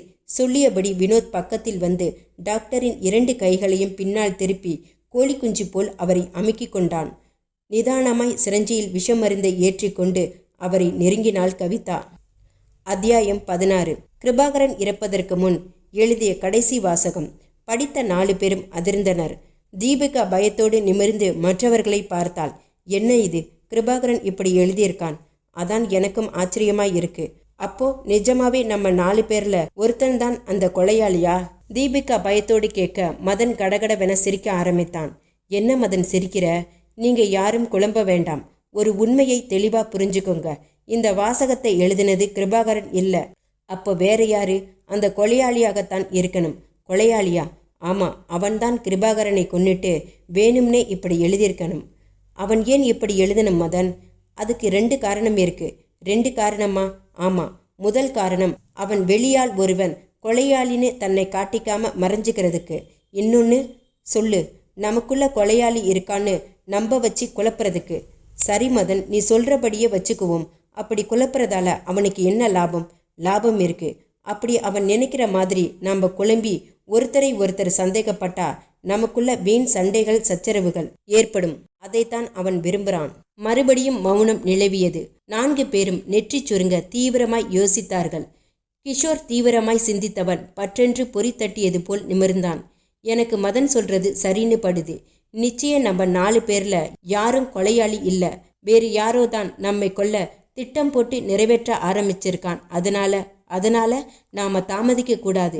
அந்த கொலையாளியை கண்டுபிடிச்சாகணும். அவனை உடனே தேட ஆரம்பிக்கணும். அது எப்படி கிஷோர் முடியும்? ஷீலா கேட்க கிஷோர் பலமாய் தலையசைத்தான். நாம நினைச்சா கண்டிப்பா முடியும். ஏன்னா அந்த கொலையாளி கொலை செய்ய நம்மோட மூமெண்ட்டுகளை அடிக்கடி க்ளோஸா வாட்ச் பண்ணிக்கிட்டு இருக்கணும். அதை வச்சு பார்த்தா ஒரு விஷயம் தெளிவா புரியுது. என்ன விஷயம்? நிச்சயம் அந்த கொலையாளி இங்கே தான் ஒரு 2 கிலோமீட்டர் சுற்றளவில் மறைஞ்சிக்கிட்டு சுற்றிக்கிட்டு இருக்கணும். அதனால நம்ம அவனுக்கு தெரியாம மறைமுகமாக அவனை தேடினா அவனை ஈஸியாக பிடிச்சிடலாம். Good idea. கிஷோர் சொல்றது ரொம்ப சரி, அப்படியே செய்வோம். எல்லோரும் ஆமோதித்தனர். மதன் தான் கொண்டு வந்திருந்த காட்டுப்பகுதியின் வரைபடத்தை விரித்தான். நாம இப்ப இருக்கிறது இந்த பாயிண்ட் ஸ்பாட்ல தான். இங்க இருந்து 1 கிலோமீட்டர் தூரத்தில் அடர்ந்த சவுக்கு மர பகுதி இருக்கு. அநேகமா கொலையாளி அங்கதான் ஒளிஞ்சிருக்க வாய்ப்பு இருக்கு. வாங்க தேடுவோம். எல்லோரும் உற்சாகமாய் வெறியுடன் கிளம்பினர். அரை மணி நேர பயணத்திற்கு பின் அந்த சவுக்கு மர பகுதியை அடைந்தனர். ஆளுக்கு டென்ட் அமைக்க கொண்டு வந்த தடித்த இரும்பு தடிகளை ஆயுதமாய் பிடித்து கொண்டு முன்னேறினர். ஒவ்வொரு பகுதியாய் தேடினர். மாலை இருள் கவ்வும் வரை அசராது தேடினர். இறுதியில் ஒன்றையும் காண முடியாதவர்களாய் சோர்வுடன் கிளம்பி புறப்பட்ட நீர்வீழ்ச்சி பகுதிக்கு வந்தனர். அங்கு அவர்களுக்கு ஒரு அதிர்ச்சி காத்திருந்தது. நீர்வீழ்ச்சி பக்கம் புதர்களுக்கிடையே இருந்த கிருபாகரனின் உடல் மாயமாய் மறைந்திருந்தது. அத்தியாயம் 17. வினோத் முகத்தில் பரவசம் பொங்க கவிதாவை பார்த்தான்.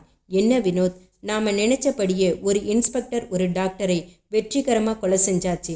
ஆமா வினோத், நான் கூட எதிர்பார்க்கல இவ்வளவு சீக்கிரமா செய்ய முடியும்னு. அதான் நம்மளோட பிரெயின் கவிதா. வினோத் சிரிக்க கவிதாவும் சிரித்தாள். ரொம்ப புகழ்ந்து நம்மோட டயத்தை நாமே வேஸ்ட் பண்ண வேண்டாம். அடுத்தடுத்த டார்கெட் யாரு? கவிதா கேட்டதும் வினோத்தின் முகம் சீரியஸ் ஆனது. புரியுது கவிதா, அடுத்து நாம டார்கெட் வச்சிருக்கிறது யாரை தெரியுமா? யாரு? ஒரு லாயர். லாயரா? ஆமா, ஊட்டி நகரத்தின் பிரபல வக்கீல் வேதமாணிக்கம். அப்படியா? அவரை நைஸா பேசி இங்கே கூட்டிட்டு வர போறேன். உன்னால முடியுமா? ஏன் முடியாது? லாயர்னா கொஞ்சம் சுதாரிப்பான ஆளா இருப்பாரு. லேசில் ஏமாற மாட்டாரு. என்னால முடியும். குரலை உயர்த்தினான்.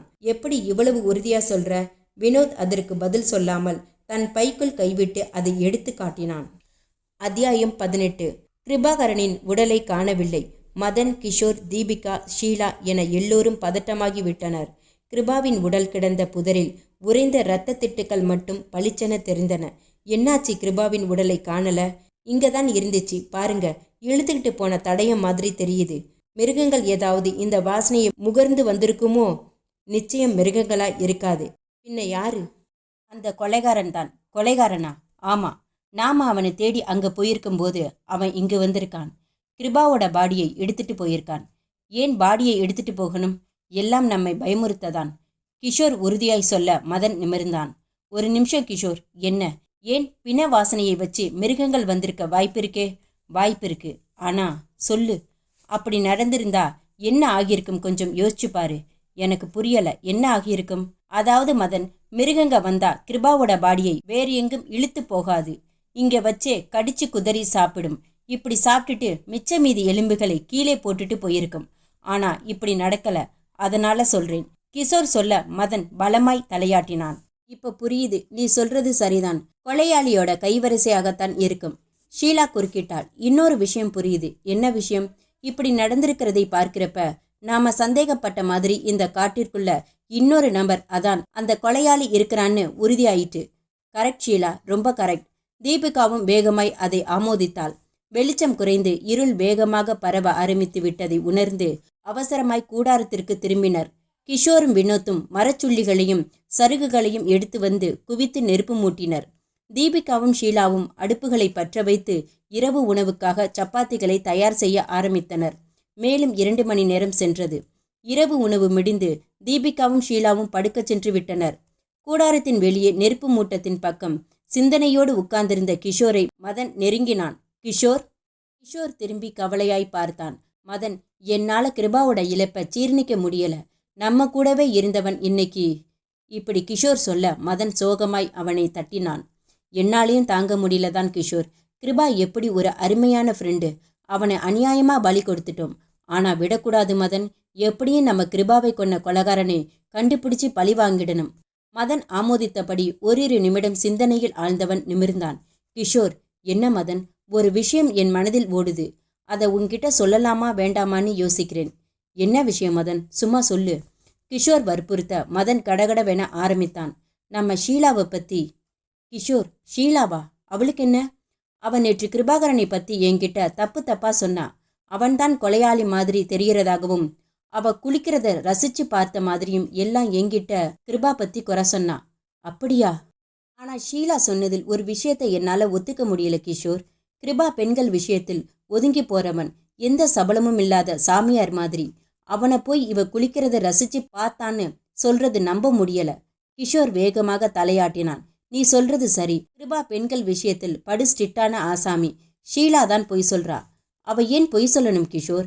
கிஷோர் பதில் சொல்லாமல் குனிந்து யோசித்தவன் நிமிர்ந்தான். மதன், ஷீலா உன்கிட்ட கிருபாதான் கொலையாளியா இருப்பான்னு தானே சொன்னா? ஆமா. அதை வச்சு பார்க்கும்போது எனக்கு வேற ஒன்று தோணுது. என்ன தோணுது கிஷோர்? அந்த கொலையாளி ஷீலாவா ஏன் இருக்கக்கூடாது? அத்தியாயம் 19. பிரபல வழக்கறிஞர் வேதமாணிக்கம் தனது ஃபோர்ட் ஐகான் காரில் டிரைவிங் சீட்டில் ஏறி வண்டியை கிளப்பிய போது மதியம் 2 மணி. அவர் கிளம்புவதை பார்த்து கையில் கேஸ் கட்டுகளை இடுக்கியபடி நின்ற குமஸ்தா ஓடி வந்தார். ஆறுமுகம், சொல்லுங்க சார், மதியம் எதுவும் கேஸ் இருக்கா? எனக்கு ஒரு கேஸ். அந்த ரைஸ் மில் ஓனர் மேல் இன்னைக்கு மெயின் ஆர்கியூமெண்ட்டு சார். எனக்கு ஒரே டயர்டா இருக்கு. ஜூனியரை விட்டு ஆர்கியூ பண்ண சொல்லுங்க. நான் மதியம் ரெஸ்ட் எடுக்க போறேன். சரி சார். வேதமாணிக்கம் காரை கிளப்பி கோர்ட் வளாகத்திலிருந்து வெளிவந்து கடற்கரை சாலையை ஒரே வேகத்தில் எட்டினார். ஆக்சிலேட்டரை மிதித்து வேகத்தை மேலும் அதிகரிக்க அவர் நினைத்தபோது பின்னால் சீட் பக்கம் ஒளிந்திருந்த அவன் மெல்ல எழுந்தான். அவன் வினோத். அவன் கையில் அந்த புத்தம் புதிய மேக்னம் ரிவால்வர். நிமிடம் தாமதிக்காமல் ஓட்டி கொண்டிருந்த வேதமாணிக்கத்தின் தலையில் வைத்து அழுத்தினான். ஏய், யார் நீ? எப்படி என் காருக்குள்ள? பதட்டமாய் அலறி காரை நிறுத்த போன வேதமாணிக்கத்தை மிரட்டினான் வினோத். காரை நிறுத்தாதே, நான் சொன்னபடி ஓட்டு. நீ யார் நீ? அனாவசியமான கேள்விகளை கேட்காதே, நான் சொல்றபடி ஓட்டு. குவிக். துப்பாக்கியால் தலையில் அழித்து வினோத் மிரட்ட வெளவெளுத்து போன வேதமாணிக்கம் வினோத் சொன்னபடி நடுக்கமாய் ஓட்டினார். அரை மணி நேரத்தில் அந்த காட்டுப்பகுதியில் கார் நுழைந்தது. இங்கதான் நிறுத்து. அந்த ஆலமர ஓரமாய் காரை நிறுத்தும்படி சொல்லி வினோத் கத்தியவன் துப்பாக்கி முனையிலேயே அவரை இறக்கி ஒத்தையடி பாதை வழியாய் உள்ளே கூட்டி போனான். அங்கு தயாராய் காத்திருந்த கவிதா வேதமாணிக்கம் வருவதை பார்த்து கைகளை தட்டினாள். வெரி குட் ஜாப் வினோத், சொன்ன மாதிரியே செஞ்சிட்டியே. வினோத் பதிலுக்கு சிரித்தவன், அப்படியே நீயும் சொன்ன மாதிரியே செஞ்சிரு என்றான். கவிதா புரியாமல் விழிக்க தனது ரிவால்வரை தூக்கி அவள் பக்கம் போட்டான். கரெக்டா கேட்ச் பிடித்தாள் கவிதா.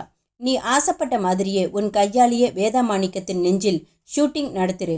வினோத் சொல்ல மறுநிமிடமே ட்ரிக்கரை அழுத்தி ரிவால்வரால் வேதமாணிக்கத்தின் நெஞ்சில் சுட்டுவிட்டாள் கவிதா. அத்தியாயம் 20. ஷீலா கொலையாளியா? கிஷோர் சொல்வதை கேட்டு மதன் அதிர்ந்தான். என்ன கிஷோர் சொல்ற? ஒரு யூகம்தான். யூகம்னா? கிருபாகரன் மேல ஷீலா பழியை தூக்கி போட்டிருக்கா. உன்னை சந்தேகப்பட வச்சிருக்கா. ஆனா கடைசியில கிருபாகரன் தான் செத்துட்டானே. ஷீலா அவனை கொன்னிருக்கா. அவ ஏன் கொலைப்பழியை அவன் மேல போடணும்? எல்லாம் ஒரு ட்ரிக் தான் மதன். ட்ரிக்கா? என்ன சொல்ற? கிஷோர் தலையை வேகமாக ஆட்டியபடி சிரித்தான். மதன், அதுதான் குழப்பி விடுற டெக்னிக். உன்னோட நம்மளோட கவனத்தை வேற எது மேலேயோ திருப்பி அவ மேல சந்தேகம் வராம பாத்துக்கிறது. ஷீலா அதை தான் புத்திசாலித்தனமா செஞ்சிருக்கா. அப்ப ஷீலா தான் கொலையாளின்னு உறுதியா சொல்றியா? மேபி. ஆனா சொல்லு. நடந்த விஷயங்களை வச்சு பார்க்கும்போது அவ மேல சந்தேகப்பட வைக்குது. மேலும் சொல்லு. ஒரு விஷயத்துல நான் தெளிவா இருக்கேன். என்ன விஷயம்? கொலையாளி வெளியவோ இந்த காட்டுக்குள்ளவோ இல்லை.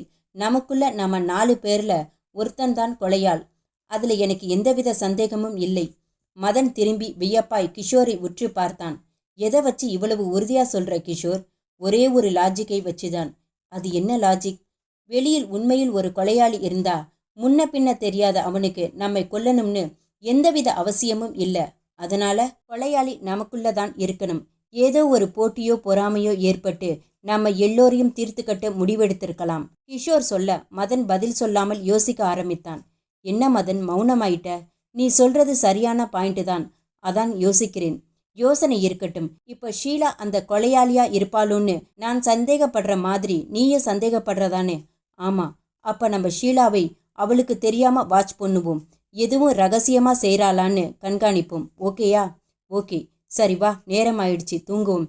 இருவரும் கூடாரத்திற்கு திரும்பி தங்கள் இருக்கையில் படுத்து கொண்டனர். மறுநாள் காலை கண் விழித்த போது தீபிகா பக்கத்தில் படுத்திருந்த ஷீலாவின் கோலத்தை பார்த்து அலறினாள். அத்தியாயம் 21. கவிதா தலையை சிலுப்பியபடி வினோத் பக்கம் வந்தாள். வினோத், சொல்லு கவிதா. ஒரு இன்ஸ்பெக்டர், ஒரு டாக்டர், ஒரு லாயர்னு 3 பேர் கதையையும் முடிச்சாச்சு.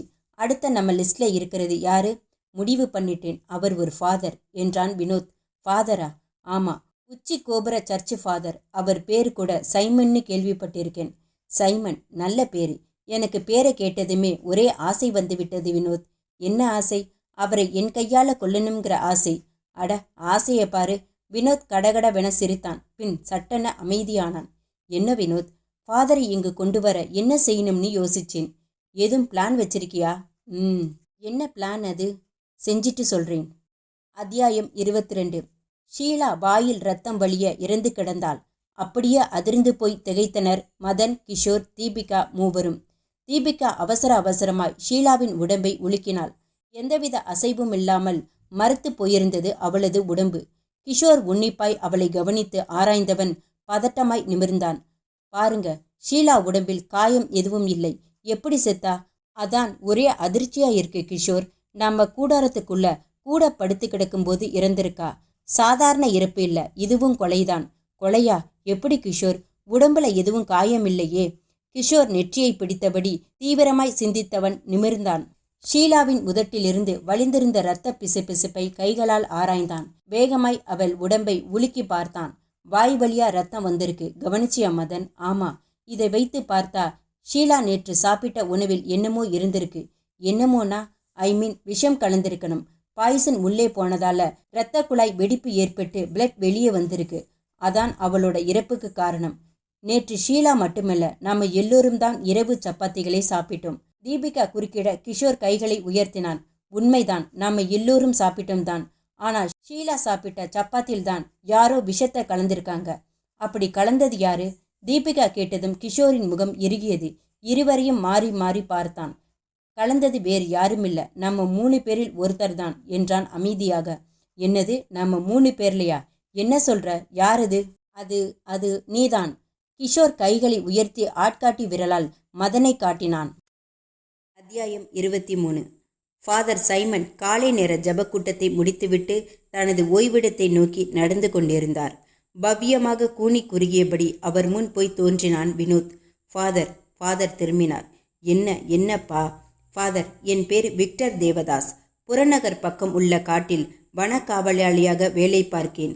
இன்னைக்கு வேண்டுமென்று வினோத் குரலை தேம்ப வைத்து நிறுத்தினான்.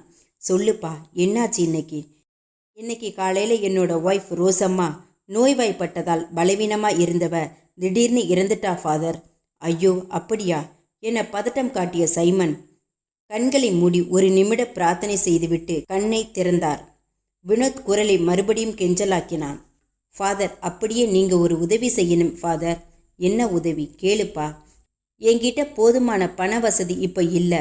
அவளை அடக்கம் பண்ண நீங்க தான் வந்து ஜெபிச்சு உதவணும் ஃபாதர். வருவீங்களா ஃபாதர்? கண்டிப்பா வரேன். அதுவும் இப்பவே போகலாமானாம்? ஃபாதர் தனது இருப்பிடத்திற்கு சென்று சில உடைமைகளை எடுத்துக்கொண்டு பைபிளுடன் கிளம்பிவிட்டார். வினோத் அவரை தனது பைக் பின்னாடி ஏற்றிக்கொண்டு கிளம்பினான். அரை மணி நேரம் சென்றிருக்கும். வினோத் காட்டுப்பகுதியினுள் நுழைந்து பைக்கை நிறுத்தினான். இருவரும் இறங்கினார்கள். சற்று தொலைவில் கவிதான் கண்களை மூடி படுத்திருக்க பக்கத்தில் அந்த சவப்பெட்டி. ஃபாதர் சைமன் நடந்து கவிதா பக்கம் வந்தவர் உற்று பார்த்துவிட்டு திகைப்பாய் நிமிர்ந்தார். இந்த பொண்ணை பார்த்தா இறந்த மாதிரியே தெரியலையே என்றார். வினோத் குரூரமான சிரிப்பை உதிர்த்தபடி, உண்மைதான் ஃபாதர், அவ சாகல, செத்த மாதிரி நடிக்கிறா. என்ன, நடிக்கிறாளா? ஆமா, இப்ப பாருங்க, உங்களை பார்த்து சிரிக்க கூட செய்வா. வினோத் சொல்ல அதுவரை அசையாமல் கண்களை மூடி படுத்திருந்த கவிதா அடக்க முடியாமல் கண்களை திறந்து சிரிக்க ஆரம்பித்தாள். எதுக்காக இப்படி நடிச்சிங்க? ஃபாதர் குரலை கோபமாக உயர்த்த வினோத் அமைதியாய், எல்லாம் உங்களை கொல்லதான் என்றான். ஃபாதர் சைமன் திகைத்து சுதாரிப்பதற்குள் மின்னல் வேகத்தில் தன் பையிலிருந்த ரிவால்வரை எடுத்து சற்றென அவரை குறிவைத்து ட்ரிகரை அழுத்தினான் வினோத். அத்தியாயம் 24. கிஷோர் மதனை கை காட்டினான்.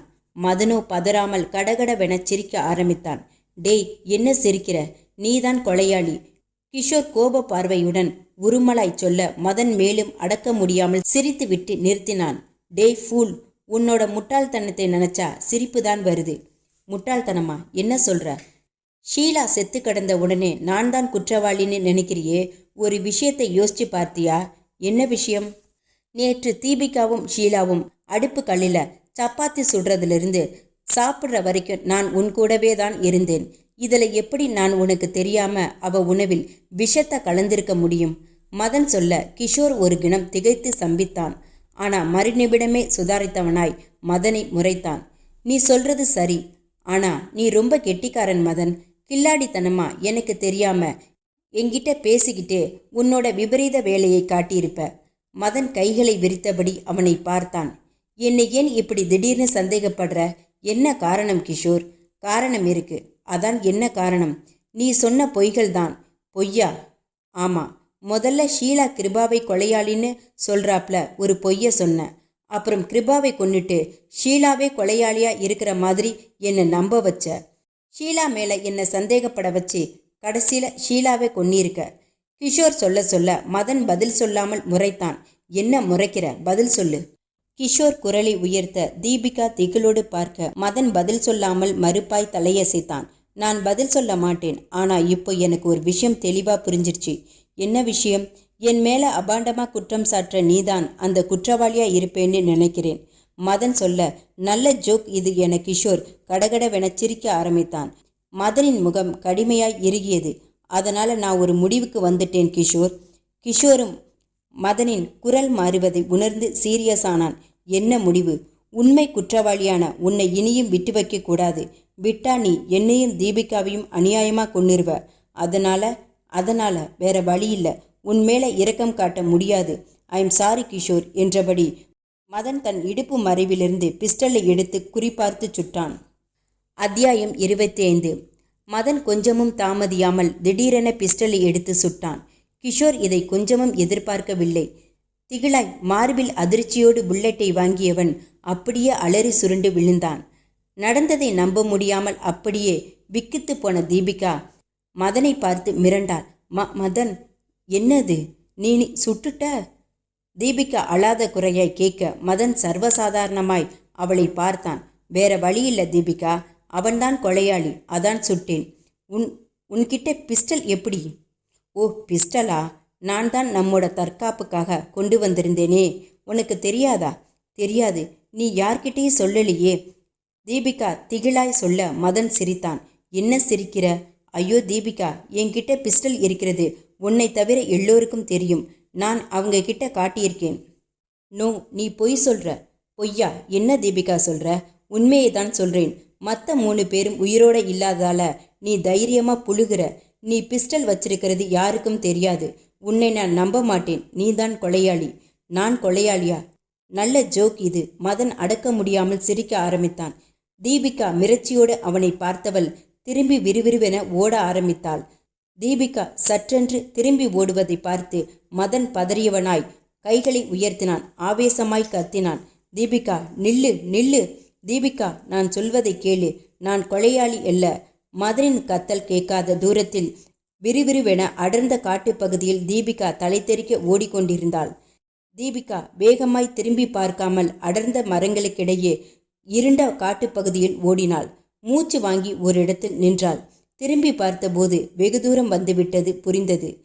கத்தியபடி பின்தொடர்ந்து வந்து கொண்டிருந்த மதனை காணவில்லை. இந்த அடர்ந்த காட்டுக்குள் பாதையை கண்டுபிடிக்க முடியாமல் குழம்பி போய் அங்கேயே நின்றுவிட்டாள். தீபிகா நெற்றியில் கை வைத்தபடி சிறு பாறை ஒன்றில் அப்படியே உட்கார்ந்து விட்டாள். அதிர்ச்சி, களைப்பு, அசதி ஒரு சேர அவளை தாக்க அப்படியே கண்கள் சொருக மூர்ச்சையானாள் தீபிகா. மேலும் 2 மணி நேரம் சென்றிருக்கும். தீபிகா மயக்கம் தெளிந்து மெல்ல இமைகளை பிரித்தாள். கொஞ்சம் கொஞ்சமாய் உணர்வுக்கு வந்தாள். மெல்ல நிமிர்ந்து உட்கார்ந்தபோது கால் பக்கம் ஏதோ ஒன்று கனமாய் இடறியது. திடுக்கிட்டு பார்த்தாள். குப்புற கவிழ்ந்தபடி மனித உடல். நிமர்த்தினாள். கோரமாய் முகம் சிதைக்கப்பட்ட கோலத்தில் இரத்த சகதியாய் பிணமாய் மதன். பயங்கரமாய் அலற ஆரம்பித்தாள் தீபிகா. மதன்தான் கொலையாளி என்று நினைத்தோம். ஆனால் இப்போதும் மதனும் கொலை செய்யப்பட்டு, அப்படியானால் மதன் கொலையாளி இல்லையா? யார் யார் யார் இந்த கொலையாளி? தீபிகா உடம்பு நடுங்கினாள். முகம் வெளிரி பதறினாள். அப்போது நான் தான் அந்த பயங்கர கொலையாளி. வெறிச்சிரிப்புடன் கர்ஜனை குரல் கேட்டது. திரும்பி பயத்தோடு பார்த்தாள் தீபிகா. பின்னால் ஸ்டைலாய் கிருபாகரன் நின்று கொண்டிருந்தான். அத்தியாயம் 26. தீபிகா பயங்கரமாய் திடுக்கிட்டாள். பின்னால் கிருபாகரன் வெறிச்சிரிப்போடு அவன் கையில் கூரான அந்த கத்தி. நீ சாகல? தீபிகா கேட்க இடியாய் சிரித்தான் அவன். நான் சாகல, ஆனா செத்துட்டேன். என்ன சொல்ற? புரியலையா? சரி, புரியும்படியா சொல்றேன். கிருபாகரன் செத்துட்டான், ஆனா நான் சாகல. என்ன உளர்ற? நீதானே கிருபாகரன்? அவன் வெறியாய் மறுபடியும் சிரித்துவிட்டு நிறுத்தினான். நீ நினைக்கிறது சரி, இது கிருபாகரனோட உடம்புதான். ஆனா நான் உன்கிட்ட பேசுற நான் கிருபாகரன் இல்லை, நான் வேறு. தீபிகா தலையை பயங்கரமாய் வெட்டி சிலுப்பினாள். வேறென்ன? வேறுன்னா வேறுதான். உன்னால சொன்னா புரிஞ்சுக்க முடியாது. சும்மா சொல்லு, நான் புரிஞ்சுக்கிறேன். அப்ப கேளு. உன் கூட்டத்தை சேர்ந்த ஷீலா, கிஷோர், மதன், சாமியார் என எல்லாத்தையும் கொன்னது நான் தான். ஆனா அதுக்கு முன்னாலேயே நான் கிருபாகரனை கொன்னு அவன் உடம்புல புகுந்துக்கிட்டேன். அவன் சொல்ல சொல்ல தீபிகா வெறி பிடித்தவள் போல் கத்தினாள். ஏ முட்டாள், என்ன புதுசு புதுசா உளர்ற? உனக்கு பைத்தியமா? அவள் அலறலை சற்றும் பொருட்படுத்தாத கிருபாகரன் சட்டென கைகளை உயர்த்தினான். நான் யாருன்னு இப்ப சொல்றேன் என்றபடி ஒரு நிமிடம் மௌனமானான்.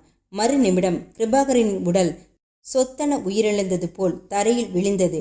அவன் உடலில் இருந்து கண்களை பறிக்கும் ஒளிவட்டம் ஒன்று தோன்றி வெளியே வந்தது. பார்த்த தீபிகா அதிர்ச்சியில் அப்படியே மயக்கமானாள். அத்தியாயம் 27. Crime branch headquarters. கண்ணாடி கதவை திறந்து பெரிய விஷ் அடித்தவாறு புன்னகையுடன் கமிஷனரை ஏறிட்டான் Vikram. Crime branch special officer Vikram. எதிரே இன்ஸ்பெக்டர் ஷர்மா. அதே புன்னகையுடன் குட் மார்னிங் என்றபடி விக்ரம் உட்கார்ந்தான். என்ன சார் விஷயம்? விக்ரம் கேட்டதும் தலையை குழப்பமாய் ஆட்டினார் கமிஷனர் துரைசிங்கம். ஒரு பெக்குலியர் கேஸ் விக்ரம். பெக்குலியர் கேஸா? ஆமா, மைசூர்ல இருந்து ஊட்டி வர்ற மலைப்பாதையில தமிழ்நாட்டு எல்லையில் உள்ள காட்டுப்பகுதியில் மர்மமான சில விஷயங்கள் நடக்கிறதா அந்த ஏரியா வன அலுவலர் ஒருவர் புகார் தெரிவிச்சிருக்கார். என்ன மர்மமான விஷயங்களா? ஆமா, காட்டுப்பகுதியில் ஒரு இளவயது ஆணும் பெண்ணும் நடமாடுறதாகவும் திடீர்னு அவங்க காட்டோட உட்பகுதிக்கு போய் கண்டுபிடிக்க முடியாதபடி மறைஞ்சிறதாகவும் சொல்லியிருக்கார். மேலும் சொல்லுங்க சார். இதுல முக்கியமா கவனிக்கப்பட வேண்டிய இன்னொரு விஷயம் இருக்கு. என்ன விஷயம் சார்? ஒரு இன்ஸ்பெக்டர், ஒரு டாக்டர், ஒரு லாயர், ஒரு ஃபாதர்னு ஊட்டியை சேர்ந்த 4 முக்கியமான பிரமுகர்கள் எந்தவித தொடர்பும் இல்லாம திடீர்னு காணாம போயிட்டாங்க. அப்படியா? ஆமா, அதுலேயும் நம்ம டிபார்ட்மெண்ட்டை சேர்ந்த இன்ஸ்பெக்டர் முத்துப்பாண்டியும் காணாம போனதுதான் பெரிய ஆச்சரியமா இருக்கு. விக்ரம் நெற்றியை சுருக்கினார். Commissioner sir. சொல்லுங்க விக்ரம். நீங்க சொல்றத பார்த்தா காணாம போன இவங்க நிலைமைக்கு காட்டில் நடமாடுற அந்த மர்ம நபர்கள் தான் காரணமா இருப்பாங்களோன்னு சந்தேகப்படுறீங்க, அப்படிதானே? அதேதான் விக்ரம். யாராவது தீவிரவாத நக்சலைட் குரூப்பா கூட இருக்கலாம்னு நான் சந்தேகப்படுறேன். Maybe sir. அதுவரை பேசாமல் உன்னிப்பாய் கவனித்து கொண்டிருந்த இன்ஸ்பெக்டர் சர்மா கைகளை உயர்த்தினார்.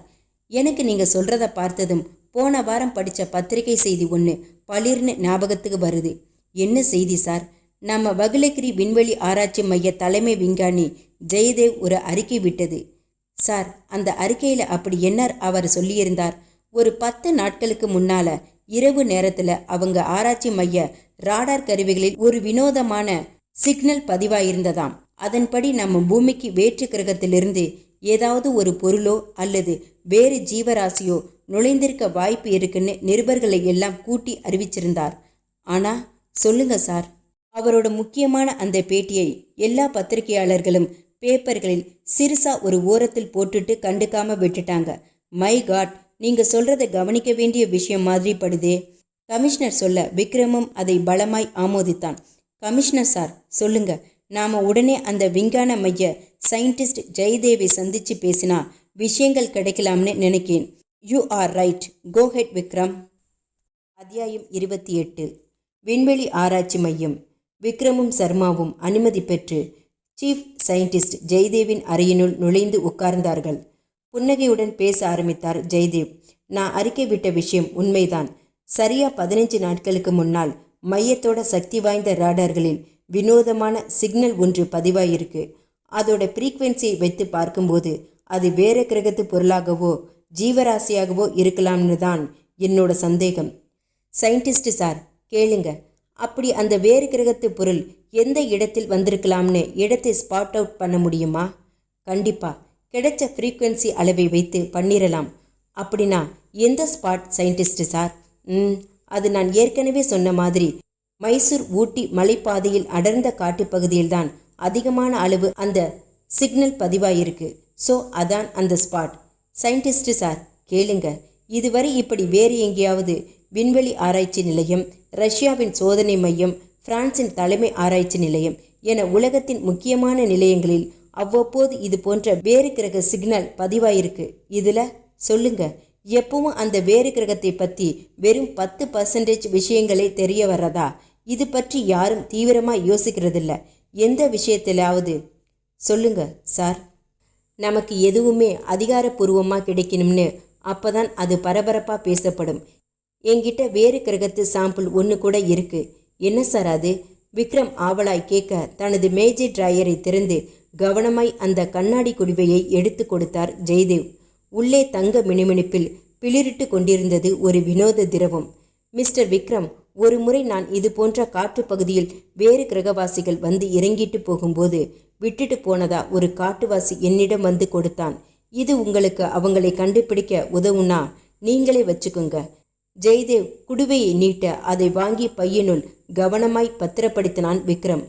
ஜெயதேவ் அதன் பின்னும் தனக்கு தெரிந்த தகவல்களை எல்லாம் விளக்கமாக சொல்லிவிட்டு தனது உரையை முடித்தார். அதை ஆமோதிப்பவர்களாய் தலையசைத்தனர் விக்ரமும் சர்மாவும்.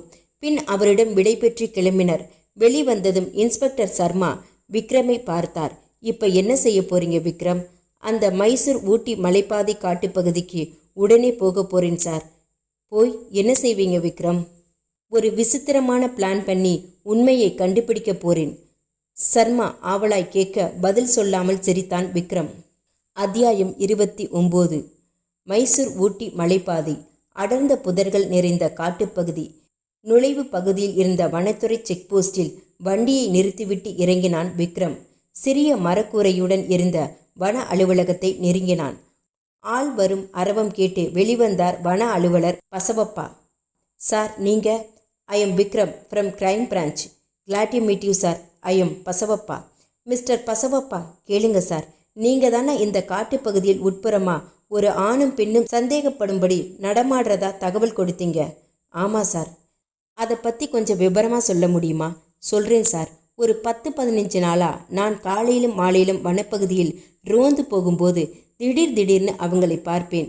யார் இவங்கள்னு நான் பின்தொடரும் போது அவங்க திடீர்னு மறைஞ்சிருவாங்க. இது எனக்கே பெரும் புதிராக இருக்குது. சரி பசவப்பா, நீங்கள் பார்த்த அந்த 2 பேரும் எப்படி இருந்தாங்கன்னு விவரிக்க முடியுமா? கண்டிப்பாக சார். 2 பேருமே புதுசாக கல்யாணமான ஜோடிகள் போல இளமையாக இருந்தாங்க. அப்புறம் அவங்க கிட்ட பைக் மாதிரி ஏதோ வாகனம் இருக்கணும். இரவு நேரங்களில் அடிக்கடி அந்த மோட்டார் சத்தம் கேட்குது. நெற்றியை சுருக்கி அவரையே வெறித்து பார்த்தான் விக்ரம். சரி பசவப்பா, நீங்கள் எனக்கு ஒரு உதவி செய்யணும். கண்டிப்பாக சார். நீங்கள் அந்த 2 பேரை அடிக்கடி பார்த்த அந்த அடர்ந்த காட்டுப்பகுதிக்கு என்னை கூட்டிகிட்டு போகணும். தாராளமாக சார், இப்போவே போகலாம். பசவப்பா உற்சாகமாக அழைக்க உடனே அதே வேகத்தில் பின்தொடர்ந்தான் விக்ரம். சரியாக 2 மணி நேரம் கரடுமுரடான வனப்பகுதியை கடந்து அந்த அடர்ந்த காட்டுப்பகுதியை அடைந்தார்கள். இதான் சார் அந்த ஸ்பாட். விக்ரம் திரும்பி சுற்றும் முற்றும் பார்த்தான். அடர்ந்த புதர்கள், வானம் தெரியாதபடி மறிக்கும் பெரிய பெரிய மரங்கள், பறவைகளின் வினோதமான கத்தல்கள். சார், அப்போ நான் கிளம்பட்டுமா? பசவப்பா பயந்தபடி கேட்க புன்னகையுடன் அவனுக்கு விடை கொடுத்து அனுப்பி வைத்தான் விக்ரம். பின் பக்காவான மரக்கிளை ஒன்றை வளைத்து போட்டு படுக்கை போல் தயார் செய்து கொண்டான். கண்களை மூடியபடி அதில் படுத்து கொண்டான். நேரம் விரைய ஆரம்பித்தது. மெல்ல மாலை பொழுது மங்கி இருள் பரவ ஆரம்பித்தது. விக்ரம் உன்னிப்பாக கண்களை விரிய வைத்து கொண்டான். துடிப்பாய் கையில் பிஸ்டலை எடுத்துக்கொண்டு யாரையோ எதிர்பார்ப்பது போல் காத்திருந்தான். நேரம் மேலும் விரைந்தது. நடுநிசியை நெருங்கி கொண்டிருந்தது. சரியாக இரவு 1 மணி இருக்கும். விக்ரம் திடீரென புதர்களில் சலசலப்பை உணர்ந்தான். அவன் முன் வினோத ஒளிவட்டம் ஒன்று தோன்ற ஆரம்பித்தது. துடிப்பாய் எழுந்தான் விக்ரம். ஒளிவட்டம் மெல்ல விக்ரமை நோக்கி நகர்ந்து பெரிதாகியது. பெரிதான சிரிப்பு சத்தம் கேட்டது. என்ன மனிதகுல துப்பறியும் சிங்கமே, ஏதாவது கண்டுபிடித்தீர்களா? சொல்லுங்கள். விக்ரம் பேசாமல் அந்த ஒளிவட்டத்தையே வெறிக்க அந்த ஒளிப்பகுதியில் இருந்து தெளிவான பேச்சுக்குரல் கேட்டது. என்ன பார்க்கிறாய்? நான் தான் வினோத் கவிதா என்று ஹனிமூன் தம்பதியர்களின் உடலில் புகுந்து இன்ஸ்பெக்டர், டாக்டர், லாயர், ஃபாதர் என ஊரின் முக்கிய பிரமுகர்களை கொன்றேன். என்னால் 2 மனித உடல்களில் ஒரே நேரத்தில் புகுந்து செயல்பட முடியும். அதேபோல் மூலிகை செடிகளை சேகரிக்க இந்த காட்டிற்குள் வந்த கல்லூரி கோஷ்டியான கிருபாகரனோட உடம்பில் புகுந்து 4 பேரை கொடூரமாக கொன்றது நான்தான். மனித குல குணத்தையும் உணர்வுகளின் குரூரத்தையும் பரிசோதிக்க நான் நடத்திய சோதனை இது. அது சொல்லி முடிக்க விக்ரம் அந்த ஒளிவட்டத்தையே வெறித்தான். அப்போ உண்மையில் யார்தான் நீ? நான் ஒரு வேற்று கிரகவாசி, அமைதியாய் சொன்னான் அவன். அத்தியாயம் 30. அவன் மெல்ல தலையசைத்தான். நீ நினைப்பது சரி. நான் வேறு கிரகத்தை சேர்ந்தவன், வெளி கிரகத்து ஆசாமி. நீ நினைப்பது போல் கை, கால், மூக்கு என உறுப்புகளான உருவமே எங்களுக்கு கிடையாது. சிறிய வட்டமான ஒளிதான் எங்கள் வடிவமைப்பு. அதான் எங்களுடைய உருவம். ஆனால் சொல்லு, அந்த ஒளிவட்டம் போல் இருக்கும் எங்களுக்கு உங்களால் நினைத்து பார்க்க முடியாத பல ஆற்றல்கள், அபூர்வ சக்திகள் உண்டு. நீங்க விஞ்ஞானபூர்வமாய் கண்டுபிடிக்கப்படும் விஷயங்கள், சக்திகள் எல்லாம் இயற்கையாகவே எங்களுக்கு உண்டு. அதனால நாங்கள் நினைத்த நேரத்தில் எந்த மனித உருவத்தையும் எங்களால் எடுத்துக்கொள்ள முடியும். உங்களைப் போலவே பேசவும் சிந்திக்கவும் முடியும். அப்படியானால் நீ எதற்காக மனித குலத்தில் இத்தனை கொலைகளை செய்தாய்? அது ஒன்றும் பெரிய விஷயமில்லை. அதற்கு விசேஷமாய் பெரிய காரணமும் இல்லை. எங்கள் இனத்தில் எனக்கு திடீரென மனித குலத்தை பற்றி தெரிந்து கொள்ள வேண்டும் என்ற ஆர்வம் பெருகியது. அதனால்தான் நான் நேரடியாய் சோதனையில் இறங்கி இந்த இடத்திற்கு வந்தேன். என் சக்தியை பயன்படுத்தி நான் தான் ஆராய்ச்சி செய்தேன். விக்ரம் இம்முறை கேள்வியை எழுப்பினான். அப்படியானால் எல்லாம் உன் வேலைதானா? அவன் சிரித்தான். சந்தேகமில்லாமல் என் வேலைதான். உங்களை கொஞ்சம் குழப்பி அந்த கொலைகளை செய்தேன். மேலும் எனக்கு முகத்தை வைத்து ஒரு மனிதனின் இறந்த தேதியை எங்களால் யூகிக்க முடியும். அந்த ஆற்றல் எங்களுக்கு உண்டு. சொல்லி அவன் பேச்சை நிறுத்திவிட்டு அப்படியே முன்னால் வந்து ஸ்டைலாய் நின்று கொண்டு கைகளை சொடுக்கினான். விக்ரம், என்ன இப்போது உனக்கு உள்ள ஆயுள் காலம் எவ்வளவு? உங்களது டேட் ஆஃப் டெத் என்ன என்று பார்த்து சொல்லட்டுமா? அவன் ஆணவமாய் கேட்க, இம்முறை விக்ரம் கடகடவென சிரிக்க ஆரம்பித்தான். அவன் முகம் சீரியஸானது. புரியாமல் திகைத்தான். என்ன சிரிக்கிறாய் விக்ரம்? எனக்கு நீ டேட் ஆஃப் டெத் பார்த்து சொல்வது இருக்கட்டும். உனக்கு உன்னுடைய டேட் ஆஃப் டெத் இன்னும் கொஞ்ச நேரத்தில் ஏற்பட போவது தெரியுமா? என்ன உளறுகிறாய்? நான் உளரவில்லை. இன்னும் கொஞ்ச நேரத்தில் நீ சாகப் போவது எனக்கே புரியும் என்றபடி அதுவரை பேண்ட் பாக்கெட்டில் வைத்திருந்த பாட்டில் ஒன்றை வெளியே எடுத்து குப்பையை கலற்றினான் விக்ரம். உள்ளே தகதகவென தங்க மினுமினுப்பில் ஒரு திரவம் இருந்தது. அந்த திரவத்தை பார்த்ததும் அவன் முகம் வெளிரியது. வேண்டாம், ஊற்றிவிடாதே என்றபடி அவன் அலறி பின்வாங்கினான். விக்ரம் தாமதியாமல் அவன் மேல் அந்த திரவத்தை வேகமாக ஊற்றினான். மறுகணம் வெடித்து சிதறுவது போல் புகையும் தீப்பிழம்பும் வெளிப்பட்டு வண்ண வண்ண நிறங்களில் அவன் உடல் வேகமாக எரிய ஆரம்பித்தது. மறுநாள் கிரைம் பிரான்ச் அலுவலகம். கமிஷனர் துரைசிங்கம் இன்ஸ்பெக்டர் சர்மா முன் வெற்றி புன்னகையுடன் விக்ரம், எப்படி விக்ரம் அந்த வேற்று கிரகவாசியை இவ்வளவு எளிதாக கொல்ல முடிந்தது? அது வேறு ஒன்றுமில்லை சார். வான்வெளி ஆராய்ச்சி மைய சயின்டிஸ்ட் ஜெயதேவ் முன்பு வேற்று கிரகவாசி ஒருவனிடமிருந்து கைப்பற்றிய திரவம் இது என என்னிடம் இந்த திரவத்தை கொடுத்திருந்தார். அது தக்க சமயத்தில் ஞாபகம் வரவே அதை எடுத்து அந்த வேற்று கிரகவாசி மேல் ஊற்றினேன்.